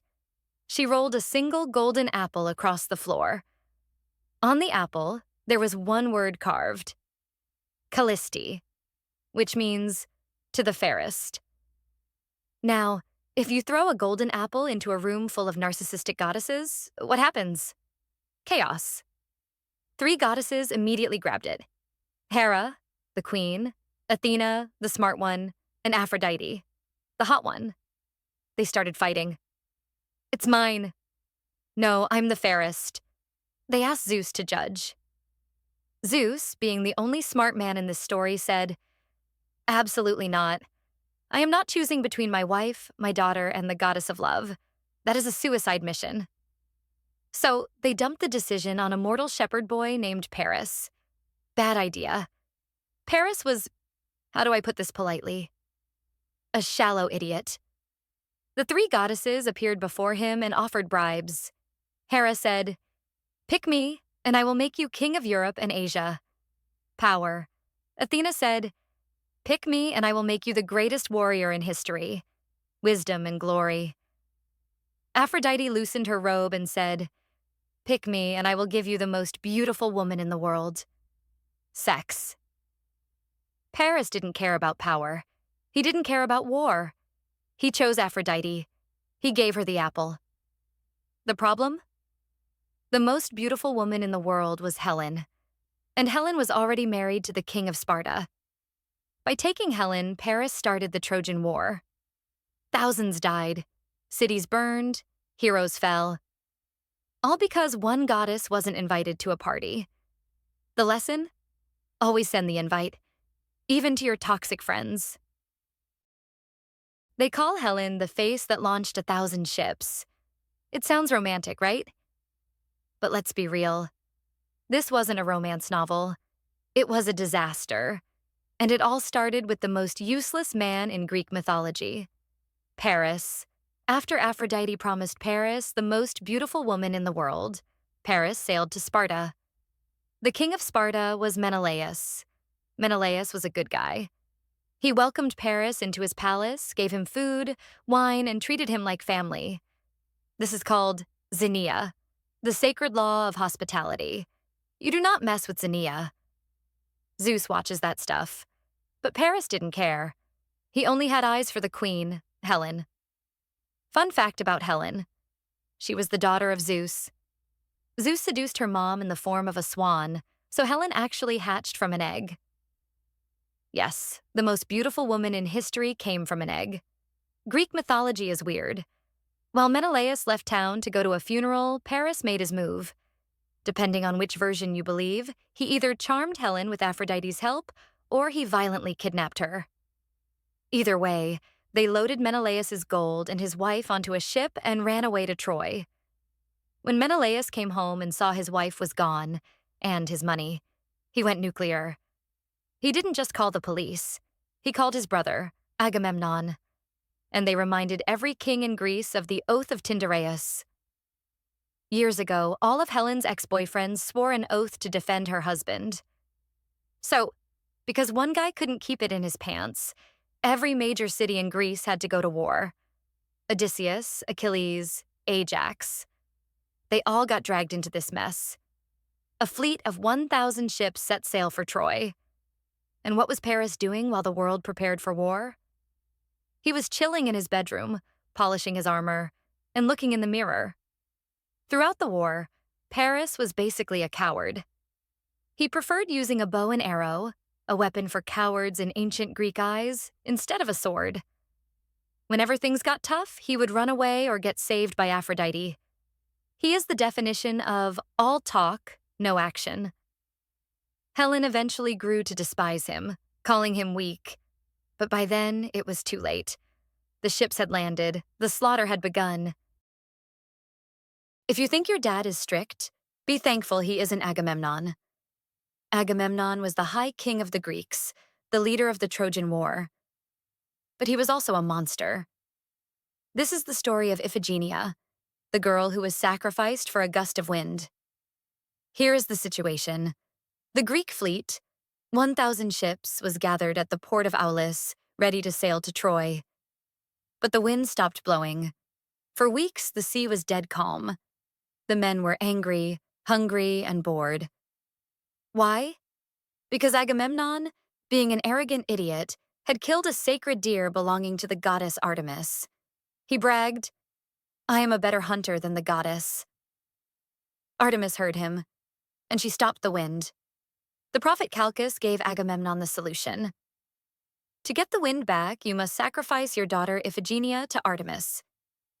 A normal father would say, "Forget the war, I'm going home." Agamemnon said, "Okay, let's do it. But how do we get her here?" He came up with a lie so cruel it makes you sick. He wrote a letter to his wife, Clytemnestra, saying, "Bring Iphigenia to the camp immediately. The great hero Achilles wants to marry her before we leave." Achilles, by the way, knew nothing about this. His name was used as bait. Iphigenia arrived wearing her wedding dress, expecting a romantic ceremony. She walked down the aisle looking for her groom. Instead, she saw her father holding a knife. She saw an altar, not for a wedding, but for a slaughter. When she realized what was happening, she begged for her life. She cried, "Father, do not kill me before my time." But Agamemnon cared more about his reputation and his war than his own child. He gave the order.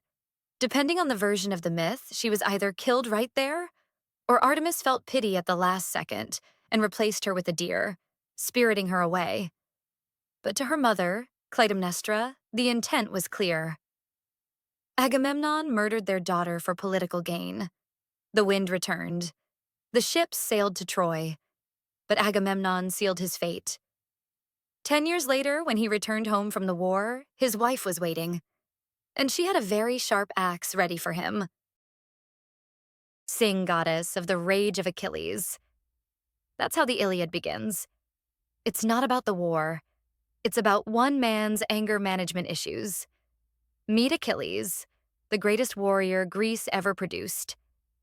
He was fast, strong, and beautiful. He was basically a biological weapon made of muscle and arrogance. His backstory is famous. His mother, Thetis, a sea nymph, wanted him to be immortal. So, she dipped him as a baby into the river Styx. The magical water made his skin impenetrable. Swords bounced off him. Arrows broke on his chest. But Thetis made one mistake. She held him by his ankle. So, that one tiny spot on his heel remained dry and mortal. This is where we get the term Achilles' heel. But Achilles had another weakness that was much more dangerous: his ego. 9 years into the Trojan War, Achilles and the High King Agamemnon got into a fight. It wasn't over strategy. It was over a girl. Agamemnon, being a jerk, stole Achilles' war prize, a woman named Briseis. Achilles was insulted. His honor was stained. Did he challenge Agamemnon to a duel? No. Did he complain to HR? No, he did the most diva thing possible. He went on strike. He told the Greeks, "Good luck fighting Troy without me. I hope you all lose so you realize how important I am." He went back to his tent, sat down, and played his lyre. For days, he watched the Trojan army slaughter his own friends. The Greeks begged him to come back. They offered him gold, horses, and apologies. He said no. He wanted them to suffer. He was willing to let the entire army burn just to soothe his bruised ego. He only returned to the battlefield later for personal revenge, which we will cover on Saturday. Achilles teaches us a valuable lesson. Talent means nothing if your attitude is toxic. He might be a hero, but he was definitely a terrible team player. In a war filled with narcissists, cowards, and divas, there was one man who actually deserved the title of hero: Hector, the crown prince of Troy. Unlike his brother Paris, who spent the war polishing his hair in the bedroom, Hector was on the front lines every single day. He didn't want this war. He knew Paris was wrong to steal Helen. He famously told Paris, "You are a curse to your father and your city." But because he was a loyal brother and a protector of his people, he fought anyway. He was cleaning up the mess his family made. Hector gives us the most human moment in the Iliad. Before his final battle, he goes to say goodbye to his wife, Andromache, and his baby son. He is wearing his terrifying helmet with a horsehair crest. When he leans down to kiss his son, the baby starts crying, scared of the helmet. Hector doesn't get angry. He laughs, takes off the helmet, and picks up his son. He prays that his son will be a better man than he is. It is a heartbreaking reminder that he isn't just a killing machine. He is a father. But fate is cruel. Achilles eventually returns to the battlefield. We'll explain why tomorrow. And he is hunting for Hector. Hector knows he cannot win against the invincible Achilles. He considers running away. He considers negotiating. But in the end, he stands his ground. He faces the monster alone. The fight is brutal. Achilles, fueled by rage and divine armor, kills Hector. But death wasn't enough for Achilles. He tied Hector's dead body to the back of his chariot and dragged him through the dust, round and round the walls of Troy. Hector's parents watched from the walls, screaming in horror. It was the most disrespectful act in the entire war. But here is the truth. Achilles might be the winner of the fight, but Hector was the winner of the moral war. He died defending his home, his wife, and his child. He was the shield of Troy. And when he fell, the city fell with him. If you read the old history books, they will tell you Patroclus was Achilles' cousin or best friend.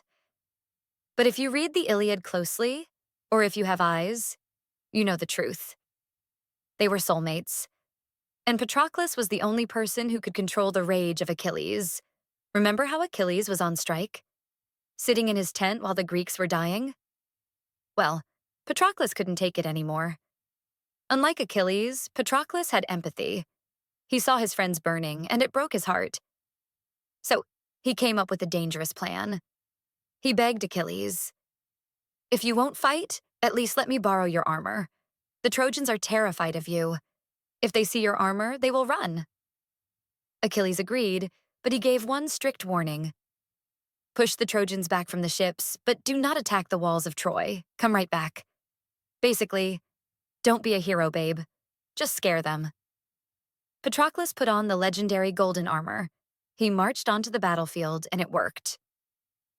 The Trojans panicked. They thought the god of war had returned. Patroclus fought like a demon. He saved the ships. He killed incredible warriors. But then, he caught main character syndrome. He forgot Achilles' warning. He started chasing the Trojans all the way back to the city walls. He wanted to take Troy himself. But he wasn't a demigod. He was just a brave man in a fancy suit. First, the god Apollo intervened and hit him from behind, knocking off his helmet. Then, Hector stepped in. Hector didn't know it was Patroclus. He thought he was fighting Achilles. He stabbed him in the belly. As Patroclus lay dying, he gasped out a prophecy. "You didn't kill me, Hector. Fate did. And guess what? Achilles is coming for you." When Achilles heard the news, he didn't just cry.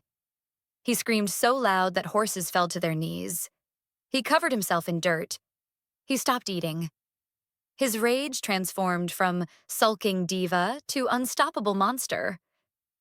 Patroclus died a hero, but his death signed the death warrant for Hector and the entire city of Troy.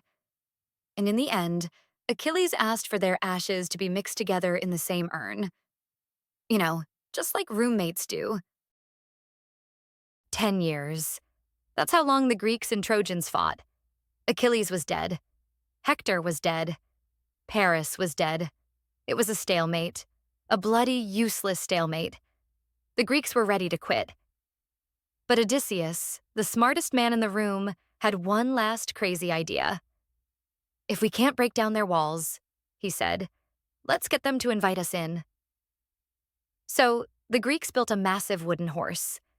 They hid their best commandos inside the belly of the beast.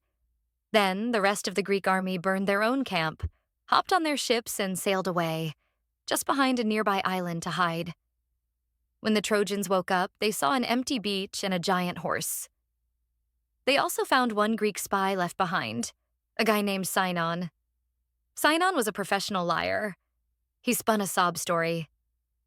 The Greeks left me to die. And this horse? It's a peace offering to the goddess Athena. If you bring it inside your city, Troy will never fall. Some people warned them. The priest Laocoon said, I don't trust Greeks, even when they bring gifts. He threw a spear at the horse and it sounded hollow. But then Poseidon sent 2 giant sea serpents to eat Laocoon and his sons. The Trojans took this as a sign. Oops, the gods want us to take the horse. They dragged the massive idol into the city. They celebrated. They drank. They danced. They thought the war was over. But as the city fell into a drunken sleep, the trapdoor on the horse's belly opened. Odysseus and his men rappelled down silently. They killed the guards. They opened the main gates. And the entire Greek fleet, which had sailed back in the dark, flooded into the city. It wasn't a battle. It was a massacre. The Greeks burned the city to the ground. They killed the men, enslaved the women, and threw Hector's baby son from the walls. By morning, the great city of Troy was nothing but ash. Odysseus won the war, but the brutality of that night angered the gods. And that is why it took him another 10 years to get home. The lesson? There is no such thing as a free lunch, especially in war. When King Agamemnon sailed home from Troy, he expected a parade. He expected glory. Instead, he got an axe to the face. This is the story of his wife, Clytemnestra, the most patient killer in history. 10 years ago, Agamemnon tricked Clytemnestra into sending their daughter, Iphigenia, to a wedding, only to sacrifice her to the gods for favorable winds. While Agamemnon was fighting in Troy, Clytemnestra wasn't crying. She was plotting. She took a lover, Aegisthus, who also hated Agamemnon, and together they ruled the kingdom with an iron fist, waiting for the king's return. The day finally came. Agamemnon's ship arrived, and to make matters worse, he brought home a souvenir, a new mistress, the Trojan princess Cassandra. The audacity of this man. Clytemnestra played the role of the loving wife perfectly. She rolled out a literal purple carpet for him to walk on, a luxury reserved only for the gods. She said, "Welcome home, my king. You must be tired. Why don't you take a nice warm bath?" Agamemnon, arrogant and clueless, walked into the trap. He left his sword and armor at the door. He stepped into the bath, naked and vulnerable. As he relaxed in the water, Clytemnestra threw a heavy net over him, trapping him like a fish. Then, she didn't use magic. She didn't use poison. She picked up a double-headed axe, a labrise, and she hacked him to pieces. She then killed his mistress, Cassandra, for good measure. When the citizens found out, Clytemnestra didn't apologize. She stood over the bodies, covered in blood, and said, "This is justice. He killed my flower, Iphigenia. Now I have killed him." In Greek mythology, women are often victims, but Clytemnestra? She was the judge, jury, and executioner. Imagine you are Orestes. You come home from exile and find out your mother, Clytemnestra, has murdered your father, Agamemnon, in the bathtub. The god Apollo appears and gives you an order. Kill your mother to avenge your father. But here is the catch. Killing your mother is a mortal sin. If you do it, the Furies will come for you. Orestes was stuck between a rock and a hard place, but he obeyed the god. He marched into the palace, faced his mother, and killed her. Justice was served. Or so he thought. The moment Clytemnestra died, the ground cracked open. Out came the Erinyes, the Furies. These are not cute goddesses. They are ancient nightmares. They have snakes for hair, blood dripping from their eyes, and they can smell the blood of a matricide. They don't kill you. They drive you mad. They chased Orestes across the world. He couldn't sleep. He couldn't eat. He could only run, hearing their screeching in his ears 24/7. Finally, Orestes collapsed in Athens, hugging the statue of Athena, begging for help.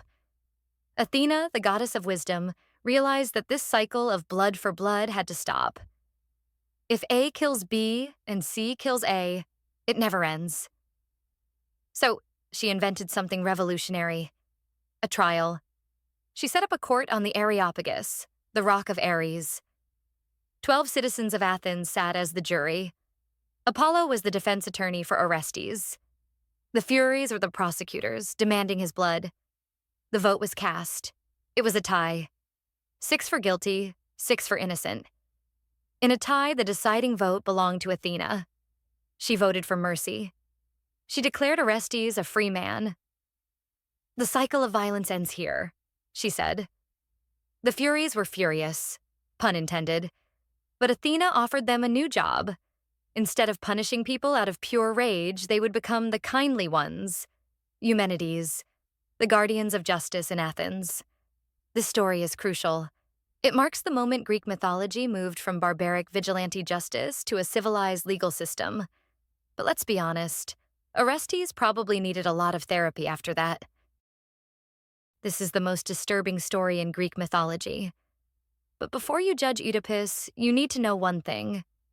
He didn't know. He was a good man, a smart hero, and a great king. But the gods decided to ruin his life before he was even born. It started with a prophecy from Apollo.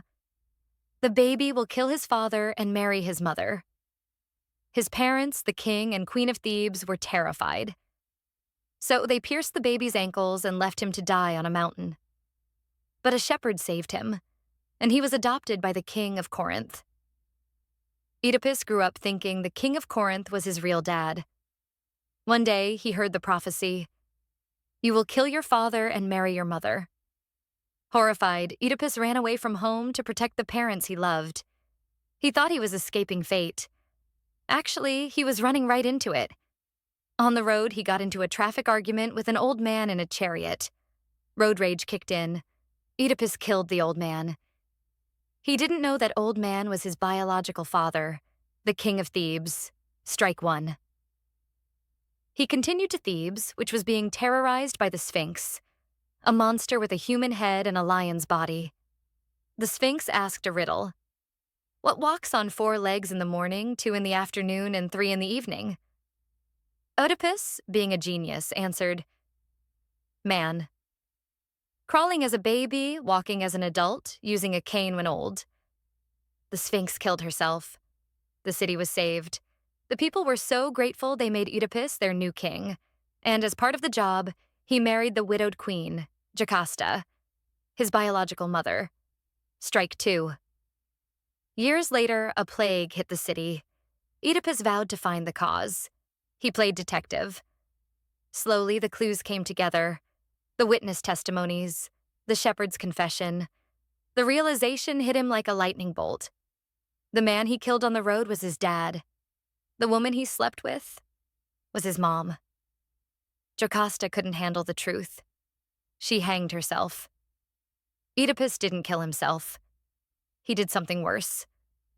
He took the gold pins from his mother's dress and gouged his own eyes out. He screamed, "Why should I see when the world is so ugly?" He spent the rest of his life as a blind beggar. The lesson? You can't outrun your destiny. We all know the story of Jason and the Argonauts, the brave hero who stole the golden fleece. But here is the truth. Jason was useless. The real MVP was his girlfriend, Medea. Medea was a powerful witch. She fell in love with Jason and did everything for him. She betrayed her father. She killed her own brother to help Jason escape. She used her magic to defeat monsters he couldn't handle. She gave up her home, her family, and her reputation, all for Jason. And how did Jason repay her? After they settled in Corinth and had 2 beautiful sons, Jason decided he wanted an upgrade. He announced he was leaving Medea to marry Glauce, the young, rich princess of Corinth. He told Medea, "It's just business, babe. I'm doing this for our children's future." Classic gaslighting. Medea didn't cry. She plotted. She pretended to accept the breakup. She even sent a wedding gift to the new bride, a beautiful golden robe and a crown. Princess Glaus, being vain, put them on immediately, but the robe was soaked in poison. As soon as it touched her skin, it burst into magical flames. The princess burned to death. Her father, the king, tried to save her and caught fire too. The entire palace burned down. But Medea wasn't done. She knew Jason loved his sons. She knew the only way to truly break him was to destroy his legacy. So, in the most horrifying moment in Greek theater, Medea killed her own children. When Jason arrived, screaming and furious, he found the bodies. He looked up and saw Medea hovering in the sky. She wasn't arrested. She wasn't punished. She was escaping in a golden chariot pulled by dragons, sent by her grandfather, the sun god Helios. She looked down at Jason, broken, childless, and alone, and basically said, "You thought you could use me and throw me away? I am not a stepping stone. I am the end of the line." Jason died years later, a lonely old man, crushed by a piece of his own rotting ship. Medea? She got away with it. The moral of the story: be careful who you betray, especially if she knows magic. What would you do to save the person you love? Would you walk into hell? Orpheus did, and he almost succeeded. Orpheus was the greatest musician in history. When he played his lyre, rivers stopped flowing to listen, and stones cried. He was madly in love with his wife, Eurydice, but on their wedding day, tragedy struck. Eurydice was bitten by a viper and died instantly. Orpheus didn't accept it. He did something no mortal had ever done. He walked down to the underworld alive. He used his music as a weapon. He played a song so sad that Charon, the ferryman, gave him a free ride. Cerberus, the three-headed guard dog, fell asleep. Even the Furies stopped torturing souls to listen. Finally, he stood before the king and queen of the dead, Hades and Persephone. He sang of his pain. And for the first time in history, Hades, the cold-hearted king, shed a tear. Hades agreed to release Eurydice, but there was one condition, one simple rule. She will follow you up to the world of the living, but you must not look back at her until you are both completely out into the sunlight. If you look back, she is gone forever. Orpheus agreed. He started the long, dark climb up. He couldn't hear her footsteps. She was a ghost, after all. He started to worry. Is she really there? Did Hades trick me? Is she following? The doubt ate him alive. For hours, he climbed. Finally, he saw the light of the sun. He stepped out of the cave. He was so happy, so relieved. He turned around to say, "Look, my love, we made it." But he made a mistake. He was out, but she was still in the shadow of the doorway. He looked back too soon. He saw her for a split second. She whispered, "Farewell." And then she dissolved into smoke, pulled back into the darkness forever. Orpheus tried to run back, but the gates were barred. He lived the rest of his life in misery, rejecting all other women, only singing sad songs. Eventually, a group of frenzied women, Maenads, got tired of his depression and tore him to pieces. A tragic end? Maybe. But at least in death, his soul finally found her again. Imagine being locked in a prison that you built yourself. That was the life of Daedalus, the greatest inventor of ancient Greece. He designed the labyrinth to hold the Minotaur. But King Minos was so paranoid about the secret getting out that he threw Daedalus and his young son, Icarus, into a tower. Escape by land was impossible. Escape by sea was blocked. So Daedalus looked up. "Minos may control the land and sea," he said, "but he does not control the air." Using bird feathers and candle wax, Daedalus engineered 2 pairs of giant wings, humanity's first drone project. Before they took off, Daedalus gave Icarus a crucial safety briefing. Flight plan: do not fly too low, or the sea spray will clog your wings. Do not fly too high, or the sun will melt the wax. Stay in the middle. This is the Greek concept of the golden mean. Moderation is key. But Icarus was a teenager, and moderation is boring. They jumped. They flew. Imagine the feeling. For the first time in human history, a man was soaring like an eagle. The adrenaline kicked in. Icarus forgot the warning. He felt like a god. He flew higher, and higher, and higher. He wanted to touch the sun, but physics is cruel. As he got closer to the heat, the wax began to drip. Yellow tears fell from his shoulders. Suddenly, the feathers loosened. Icarus flapped his arms, but he had no lift. He was just a boy with bare arms. He fell thousands of feet, screaming his father's name. He splashed into the sea and drowned. Daedalus looked back and saw only feathers floating on the water. He buried his son on an island and hung up his wings forever. The lesson? Do you know someone who can't stop looking in the mirror? Or takes 500 selfies a day? We call them narcissists. And it's all thanks to this guy, Narcissus. He was the most beautiful man in Greek mythology. Everyone loved him. Men, women, nymphs. They all threw themselves at him. But Narcissus rejected them all. He didn't just say no. He was cruel. He told them they weren't good enough for him. One of his victims was a nymph named Echo. Echo had a problem. She was cursed by Hera to only repeat the last words spoken to her. When she saw Narcissus, she fell madly in love.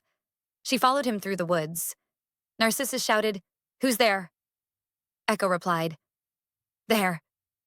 Narcissus, "Come here." Echo, "Here."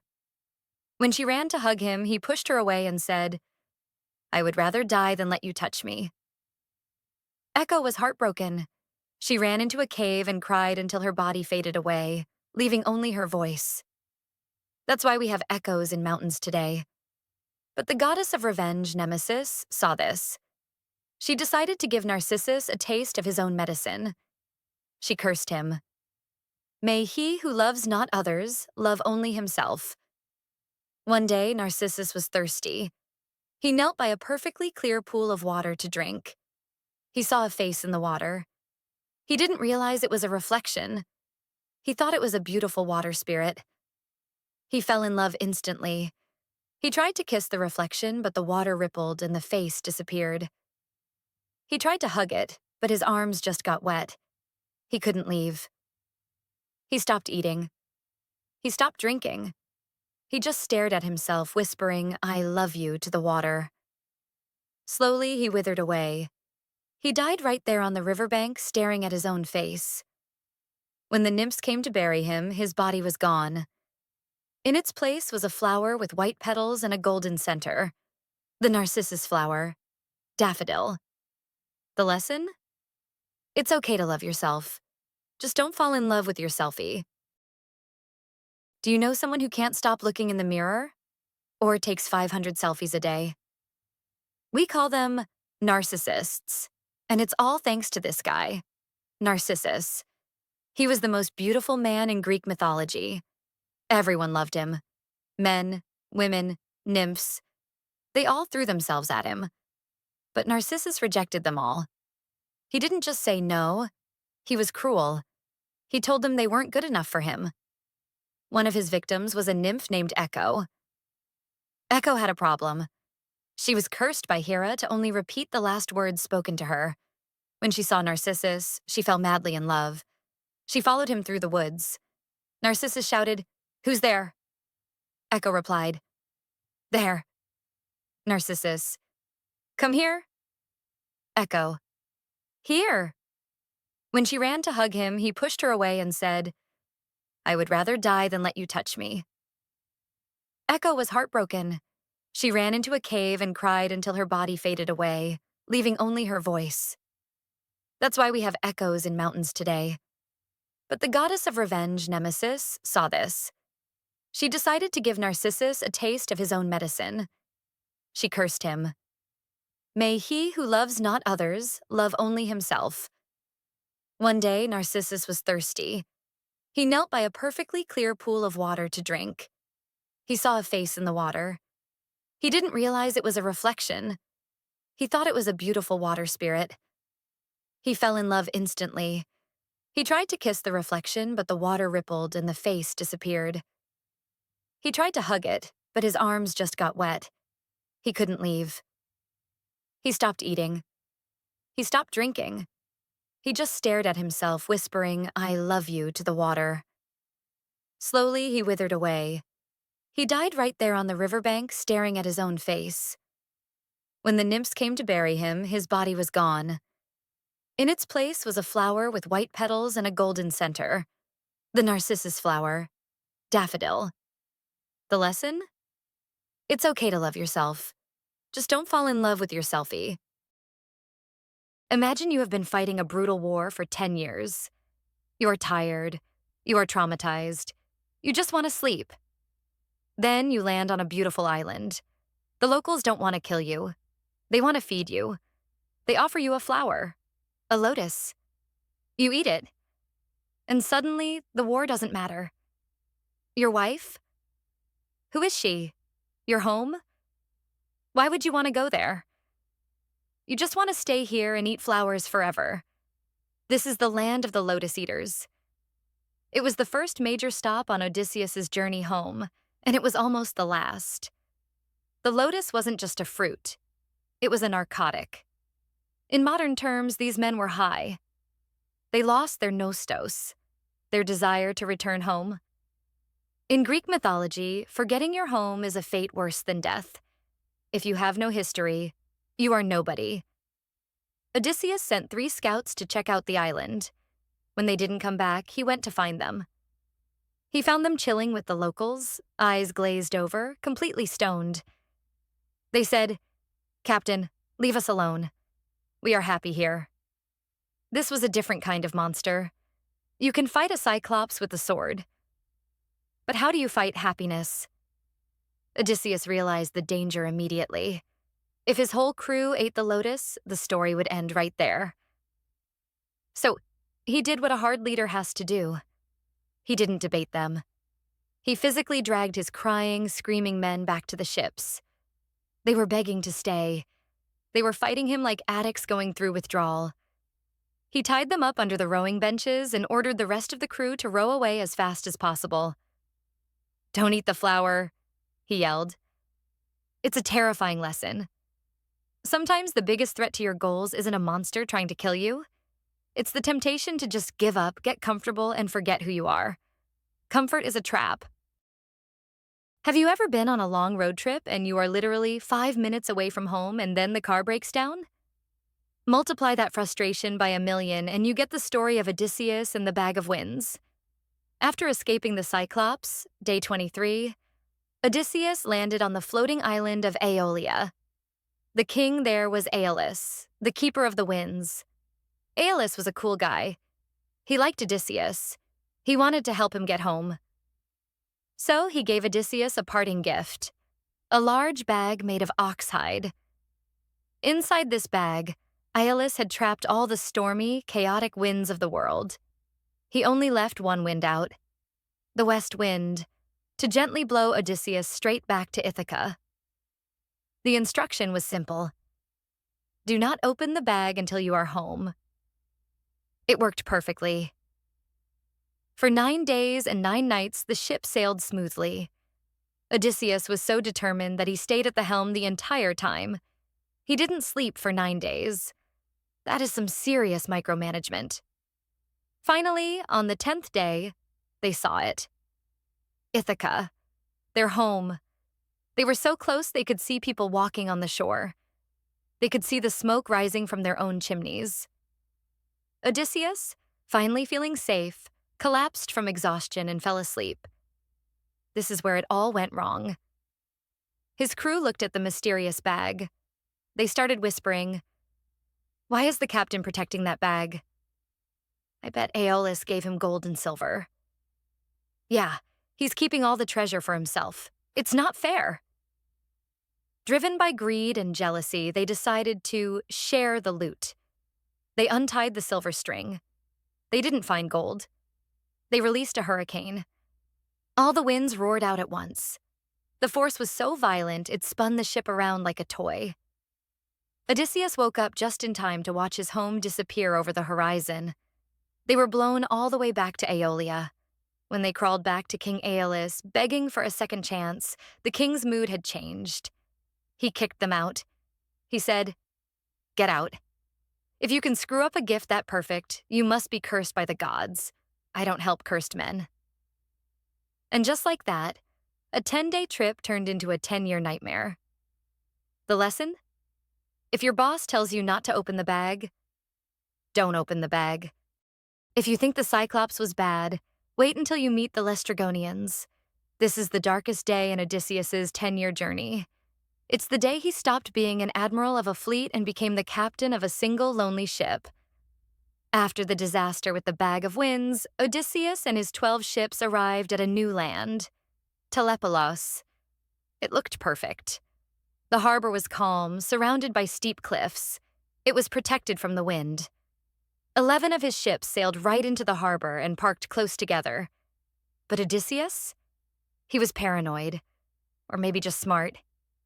He had a bad feeling. So he parked his own ship outside the harbor, tied to a rock near the exit. That decision saved his life. They sent 3 scouts to meet the locals. They met a giant girl fetching water. She seemed nice. She took them to meet her father, the king. But when the king, Antiphates, entered the room, he didn't say, "Hello." He grabbed one of the scouts, tore him in half, and ate him raw. The other 2 scouts ran for their lives. But it was a trap. Thousands of giants, the Laestrygonians, appeared on the cliffs surrounding the harbor. They didn't use bows and arrows. They used massive boulders. They started throwing rocks down onto the 11 ships trapped in the narrow harbor. It was like shooting fish in a barrel. The ships were smashed to pieces. Wood shattered. Men screamed. Then the giants came down with spears, spearing the drowning sailors like fish to carry them home for dinner. From his ship outside, Odysseus watched the massacre. He watched his friends, his army, and his hope being devoured. He realized he couldn't save them. If he went in, he would die too. So he made the hardest call of his life. He drew his sword, cut the mooring rope, and yelled, "Row! Row for your lives." His single ship sped away into the open sea, leaving the screams behind. He arrived with 600 men. He left with about 50. The Odyssey just got real. If you heard a song that promised to tell you all the secrets of the universe, would you listen? Even if you knew it would kill you? Odysseus said, "Yes." After leaving Circe's island, Odysseus had to sail past the island of the Sirens. Now, forget the Little Mermaid. In original Greek mythology, sirens weren't sexy fish women. They were bird women. Creatures with the bodies of vultures and the heads of beautiful women. They sat on a pile of rotting bones, singing a melody so hypnotic that any sailor who heard it would jump into the sea and drown just to get closer. Circe gave Odysseus a life-saving hack. Put beeswax in your crew's ears so they can't hear a thing. But Odysseus? He was curious. He suffered from FOMO, fear of missing out. He wanted to be the only man alive to hear the siren's song and survive. So he ordered his men, "Tie me to the mast. Tie me tight. And no matter how much I scream or beg, do not untie me." The ship approached the island. The men, deaf with wax, rowed steadily, but Odysseus heard it. The song wasn't just beautiful music. It was psychological warfare. The sirens sang exactly what he wanted to hear. They didn't sing about love. They sang about knowledge. "Come here, Odysseus. We know what happened in Troy. We know the future. We know everything." They targeted his ego and his hunger for wisdom. Odysseus went insane. He screamed at his men. He cursed them. He begged them to untie him so he could jump into the water and die. He strained against the ropes until his skin bled. But his loyal friends, Paramedes and Eurylochus, just stood up, tightened the ropes, and kept rowing. They were the real MVPs. Finally, the island faded into the distance. The song stopped. Odysseus collapsed, exhausted but alive. He learned a valuable lesson. You can't always trust your own willpower. Sometimes you need to be tied up to survive your own desires. Have you ever heard the phrase, between a rock and a hard place? In the Odyssey, the rock is a six-headed monster, and the hard place is a giant whirlpool, and Odysseus had to sail right between them. Here was the tactical nightmare. To get home, the ship had to pass through a narrow strait. On one side lived Scylla. Remember her from day 24? She lives in a cave high up on the cliff. She has 6 long necks and 6 heads.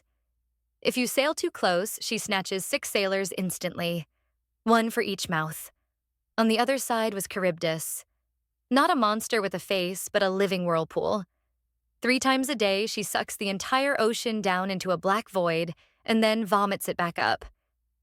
If you get caught in Charybdis, the whole ship goes down. Everyone dies. Circe had given Odysseus the math. If you go near Charybdis, you lose everything. If you go near Scylla, you lose 6 men. Better to mourn 6 men than to mourn them all. It's the trolley problem of Greek mythology. So Odysseus made a cold decision. He chose Scylla. But here is the controversial part. He didn't tell his crew. He knew if he said, "Hey guys, 6 of you are definitely going to get eaten," they would stop rowing and hide below deck. And then the ship would drift into the whirlpool. So, he lied. He gave a motivational speech. Row hard, keep your eyes on the whirlpool, stay away from the spray. He directed them straight toward the monster's cliff. As they stared in terror at the roaring whirlpool on the left, Scylla struck from the right. It happened in seconds. 6 giant heads shot down from the cliffs. Odysseus turned around and saw his 6 strongest men lifted into the air, screaming his name. "Odysseus, help us!" He watched them dangling at the mouth of the cave, being devoured alive. And he did nothing. He couldn't help them. He had to keep the ship moving. Odysseus later said this was the most pitiful scene he ever saw with his eyes. He saved the ship. He saved the mission. But he paid for it with the lives of his friends. This is the dark side of leadership. Sometimes you have to choose who dies. You would think that after watching their friends get eaten by a 6-headed monster, Odysseus's crew would follow instructions. But never underestimate the power of hunger. After the horror of Scylla, the survivors landed on the island of Thrinacia. This was the home of the sacred cattle of Helios, the sun god. Odysseus had received a very specific warning from both Circe and the ghost of Tiresias. You can stop there, but whatever you do, do not touch the cows. If you harm them, everyone dies. Odysseus told his men, "Listen, guys, there's plenty of food on the ship. These red cows are sacred, do not touch them." They agreed. But then the wind stopped. For a month, they were trapped on the island. Their bread ran out. Their wine ran out. They started hunting birds and fishing, but they were starving. Their bellies were empty, and the sacred cows were walking right in front of them, looking delicious. One day, Odysseus went inland to pray to the gods for help, and in classic Odysseus fashion, he fell asleep. Seriously, stop napping. While he was sleeping, his second-in-command, Eurylochus, gave a rebellious speech. "It is better to drown once than to starve to death slowly.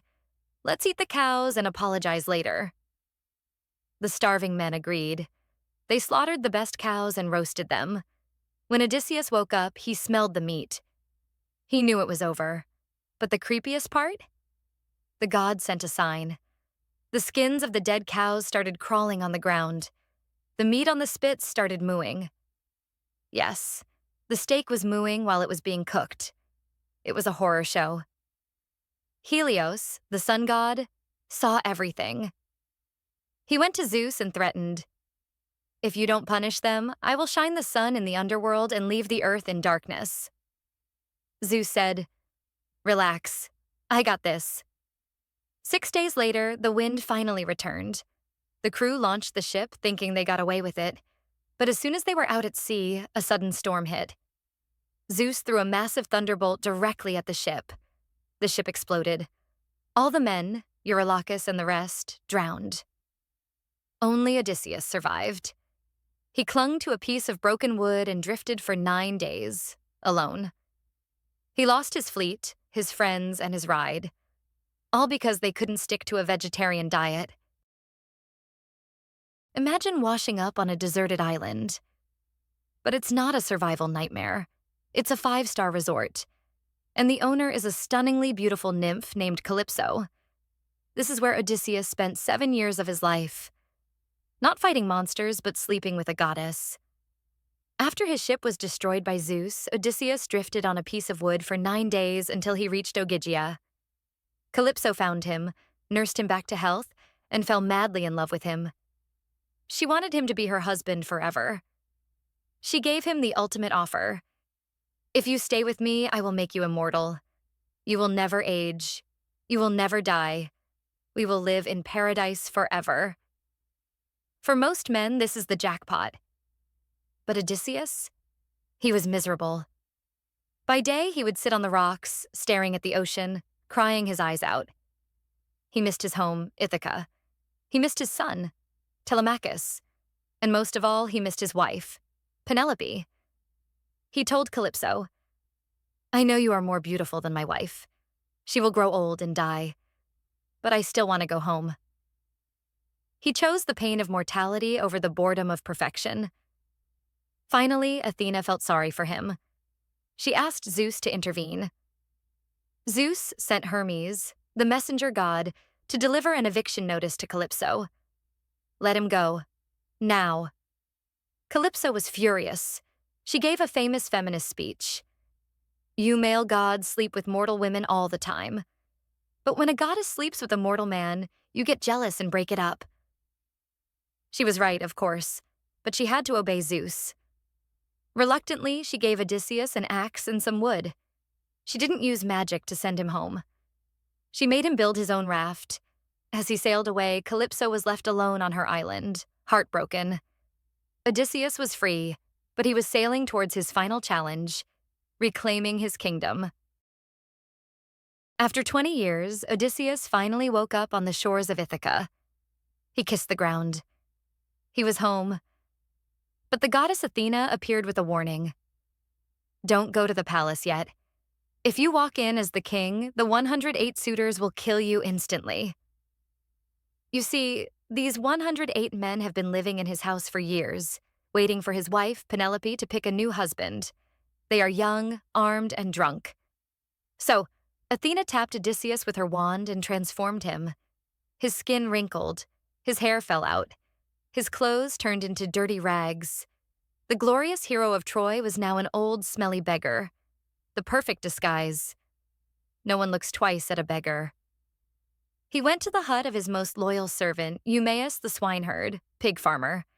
Eumaeus didn't recognize his king, but he treated the beggar with kindness, giving him food and a blanket. This is a huge theme in the Odyssey. You judge a man's character by how he treats the poor. Then Odysseus' son, Telemachus, arrived. Telemachus was a baby when Odysseus left. Now he was a 20-year-old man, frustrated and unable to kick the suitors out. Athena decided it was time. She told Odysseus, "Reveal yourself." She lifted the disguise. Odysseus turned back into a muscular hero right in front of his son's eyes. Telemachus thought he was a god. Odysseus said, "No, I am your father." They hugged and cried. It's one of the most touching scenes in literature. But they didn't have much time for sentiment. They had work to do. Odysseus asked, "How many enemies are we facing?" Telemachus said, "Over 100. And they are all armed." Odysseus smiled. "Good. We have Athena on our side. Here is the plan. I will go to the palace as a beggar. You hide all the weapons. And when I give the signal, we lock the doors and teach them a lesson. If you don't cry at this story, you might be a robot." Odysseus, disguised as a dirty old beggar, walked toward his palace gates. No human recognized him. Not his servants, not his neighbors, but lying on a pile of manure outside the gate was an old, neglected dog, Argos. 20 years ago, Odysseus raised him as a puppy. He was a champion hunting dog. Now, the suitors had kicked him out, leaving him to rot, full of fleas. But when Argos heard the beggar's voice, his ears perked up. He didn't have the strength to stand. He just thumped his tail weakly on the ground and whined. He knew. He knew his master was finally home. Odysseus saw him. He wanted to hug his dog. He wanted to cry, but he couldn't. If he showed emotion, he would blow his cover. So, Odysseus wiped away a single tear, turned his head, and walked into the palace. Having seen his master one last time, Argos took a final breath and died. He completed his watch. Inside the palace, the vibe was very different. The 108 suitors were feasting on Odysseus's food. They saw the beggar and started mocking him. "Look at this trash.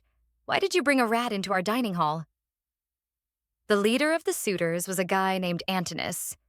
He was rich, handsome, and pure evil.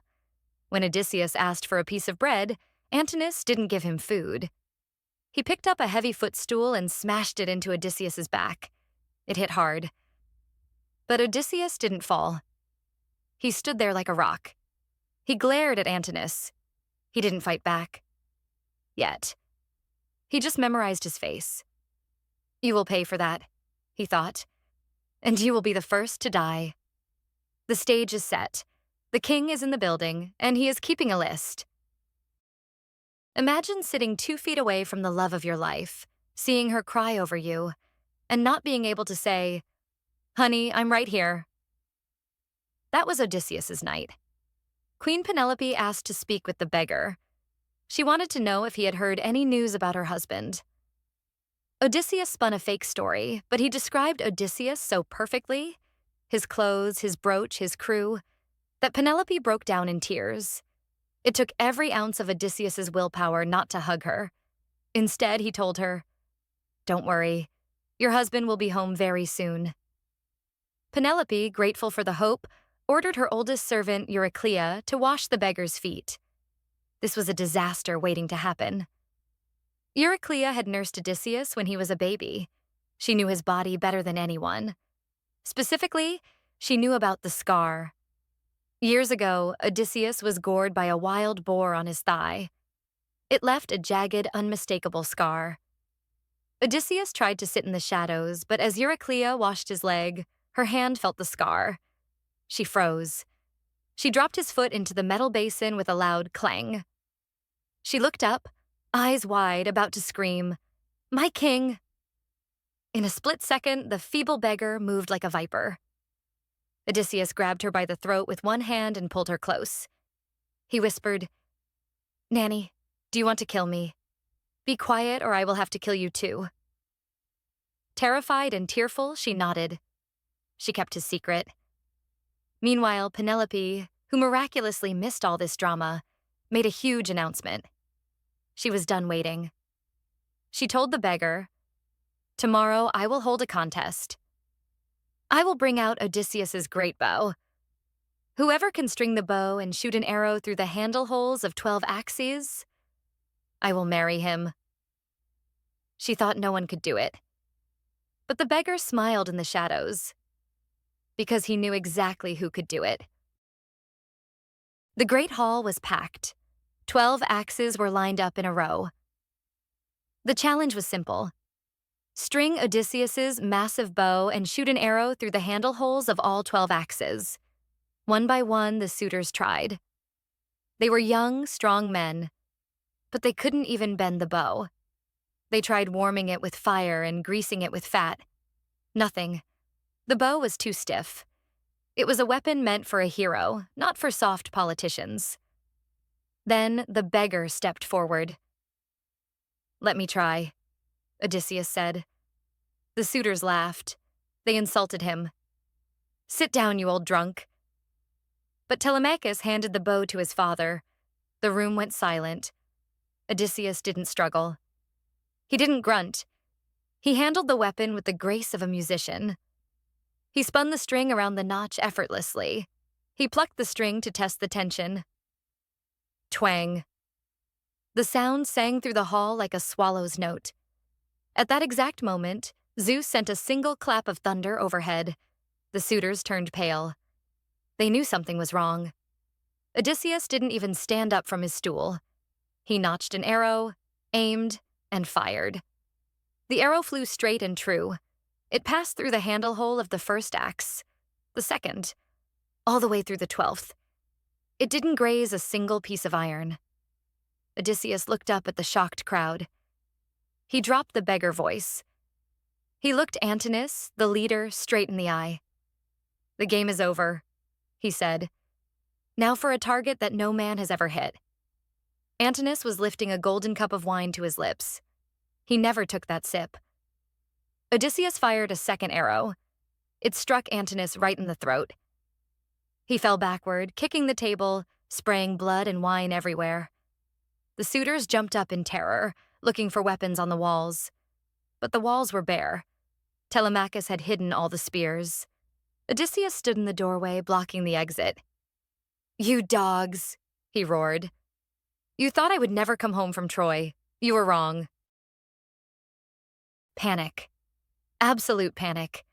That's the only way to describe the Great Hall of Ithaca after Antinous died. The suitors jumped up, looking for swords, spears, shields. But the walls were bare. They ran to the doors, locked.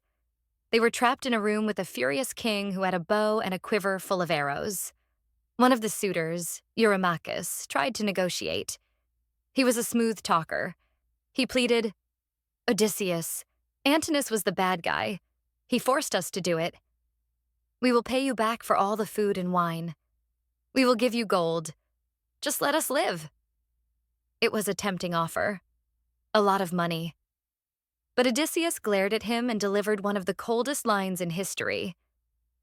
"Eurymachus, even if you gave me all your father's wealth, I would not stop my hands from killing.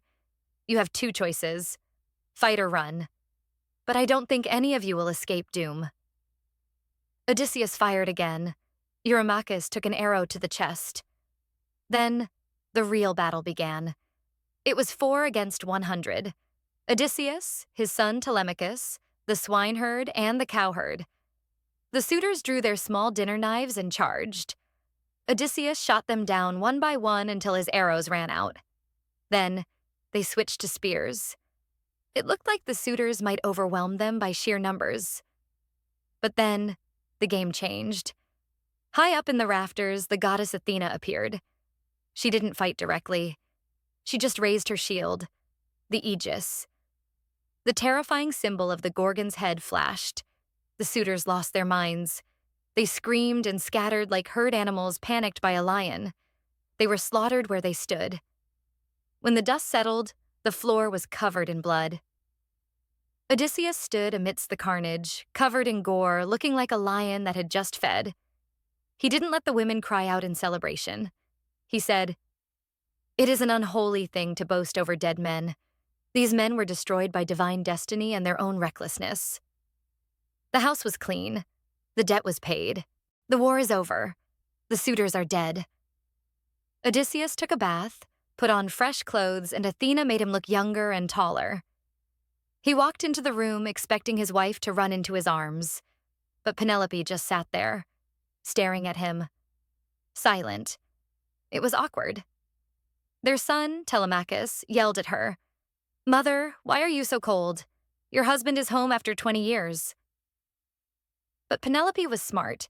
She said, "If he is truly Odysseus, we have secret signs that only we two know." Then, she played a psychological trick. She turned to her nurse and said loudly, "Euryclea, move the sturdy bed out of the bridal chamber and put blankets on it for this guest." Suddenly, Odysseus lost his cool. He exploded. "Woman, who moved my bed? That is impossible. I built that bed with my own hands. I built the bedroom around a giant olive tree. One of the bedposts is the tree trunk. You can't move it unless you cut the tree down." Penelope's knees went weak. She burst into tears. Why? because only Odysseus knew that. Only he knew that their bed was rooted in the earth, just like their love. It was the secret password. She ran to him, threw her arms around his neck, and kissed him. She apologized for being suspicious, explaining that the world is full of imposters. Odysseus held her and wept. He had faced monsters, gods, and armies, but this was the moment he had fought for. That night, Athena did them one last favor. She held back the dawn. She made the night twice as long. So they would have plenty of time to talk, to love, and to tell each other the stories of the last 20 years. The Odyssey ends not with a sword, but with a hug. The suitors are dead. Penelope is back. But the story isn't over yet. You see, those 108 men Odysseus slaughtered, they were the princes and nobles of Ithaca. Their families are furious, while the souls of the suitors were being dragged down to the underworld by Hermes. Complaining the whole way, Odysseus had one last person to visit: his father, Laertes. Odysseus went to the countryside and found the old former king living like a peasant, grieving for his lost son. Just like with his wife, Odysseus couldn't resist testing him first.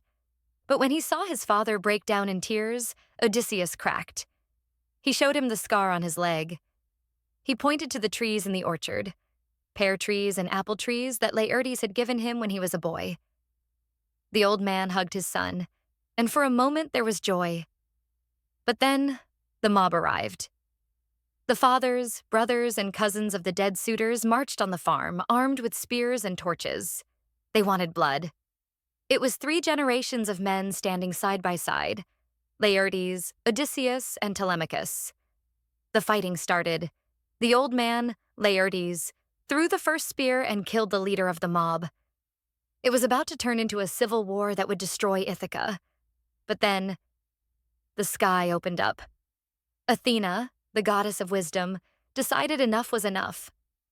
She flew down, blazing with terrifying light, and her voice shook the earth. "Stop this war! Shed no more blood!" The attackers were so scared they dropped their weapons and ran. Just to make sure, Zeus threw a thunderbolt right in front of Odysseus to tell him, "Don't chase them. Let it go." And just like that, silence.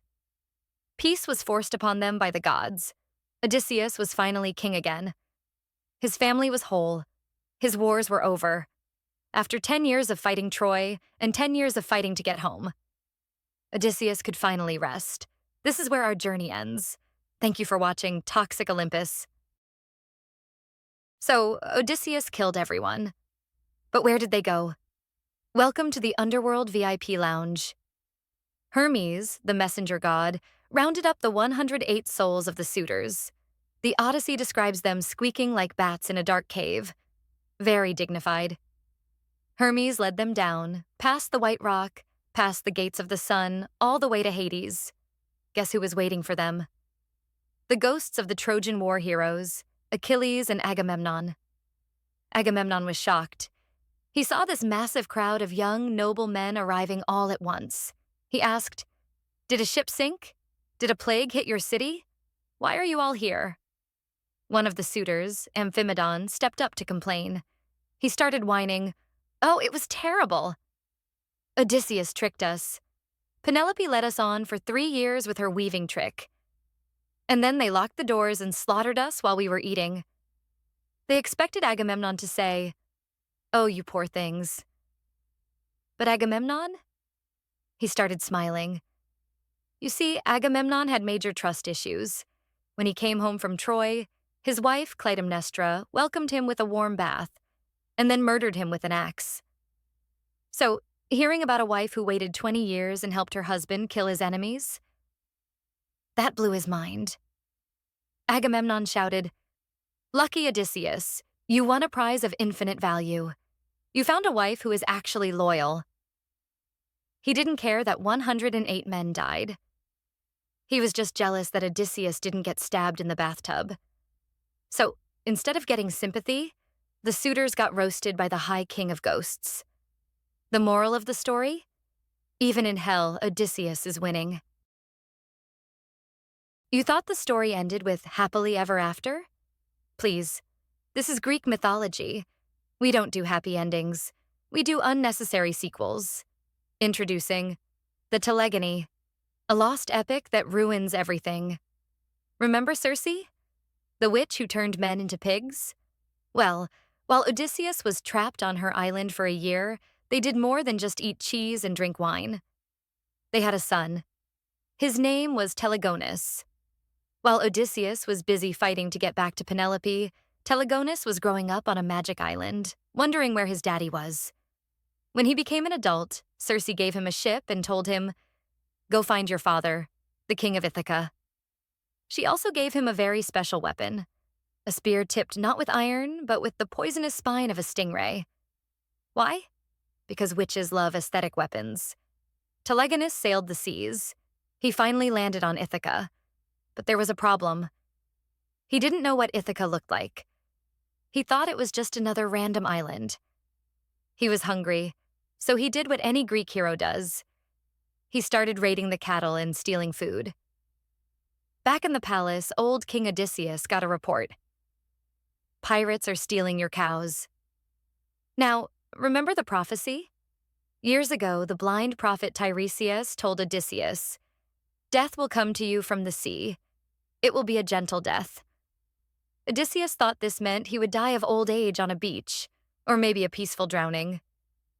He was wrong. Death from the sea wasn't water. It was his son, born across the sea, holding a weapon from the sea. Odysseus grabbed his armor and spear.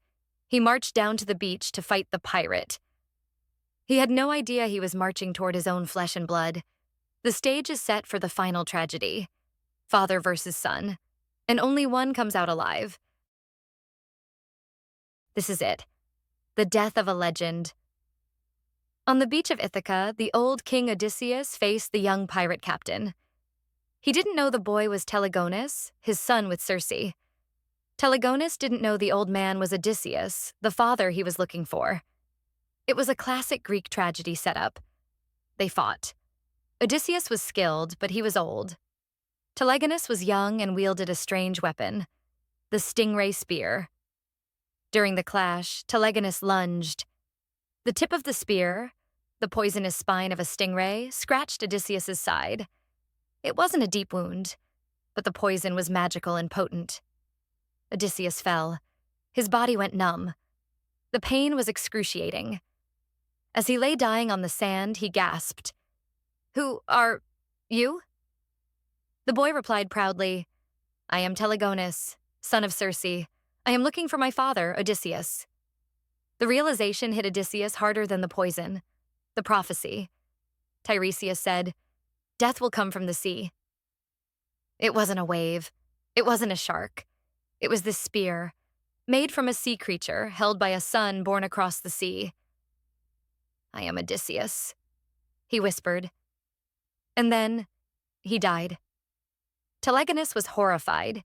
He fell to his knees, weeping over the body of the father he had just met and killed.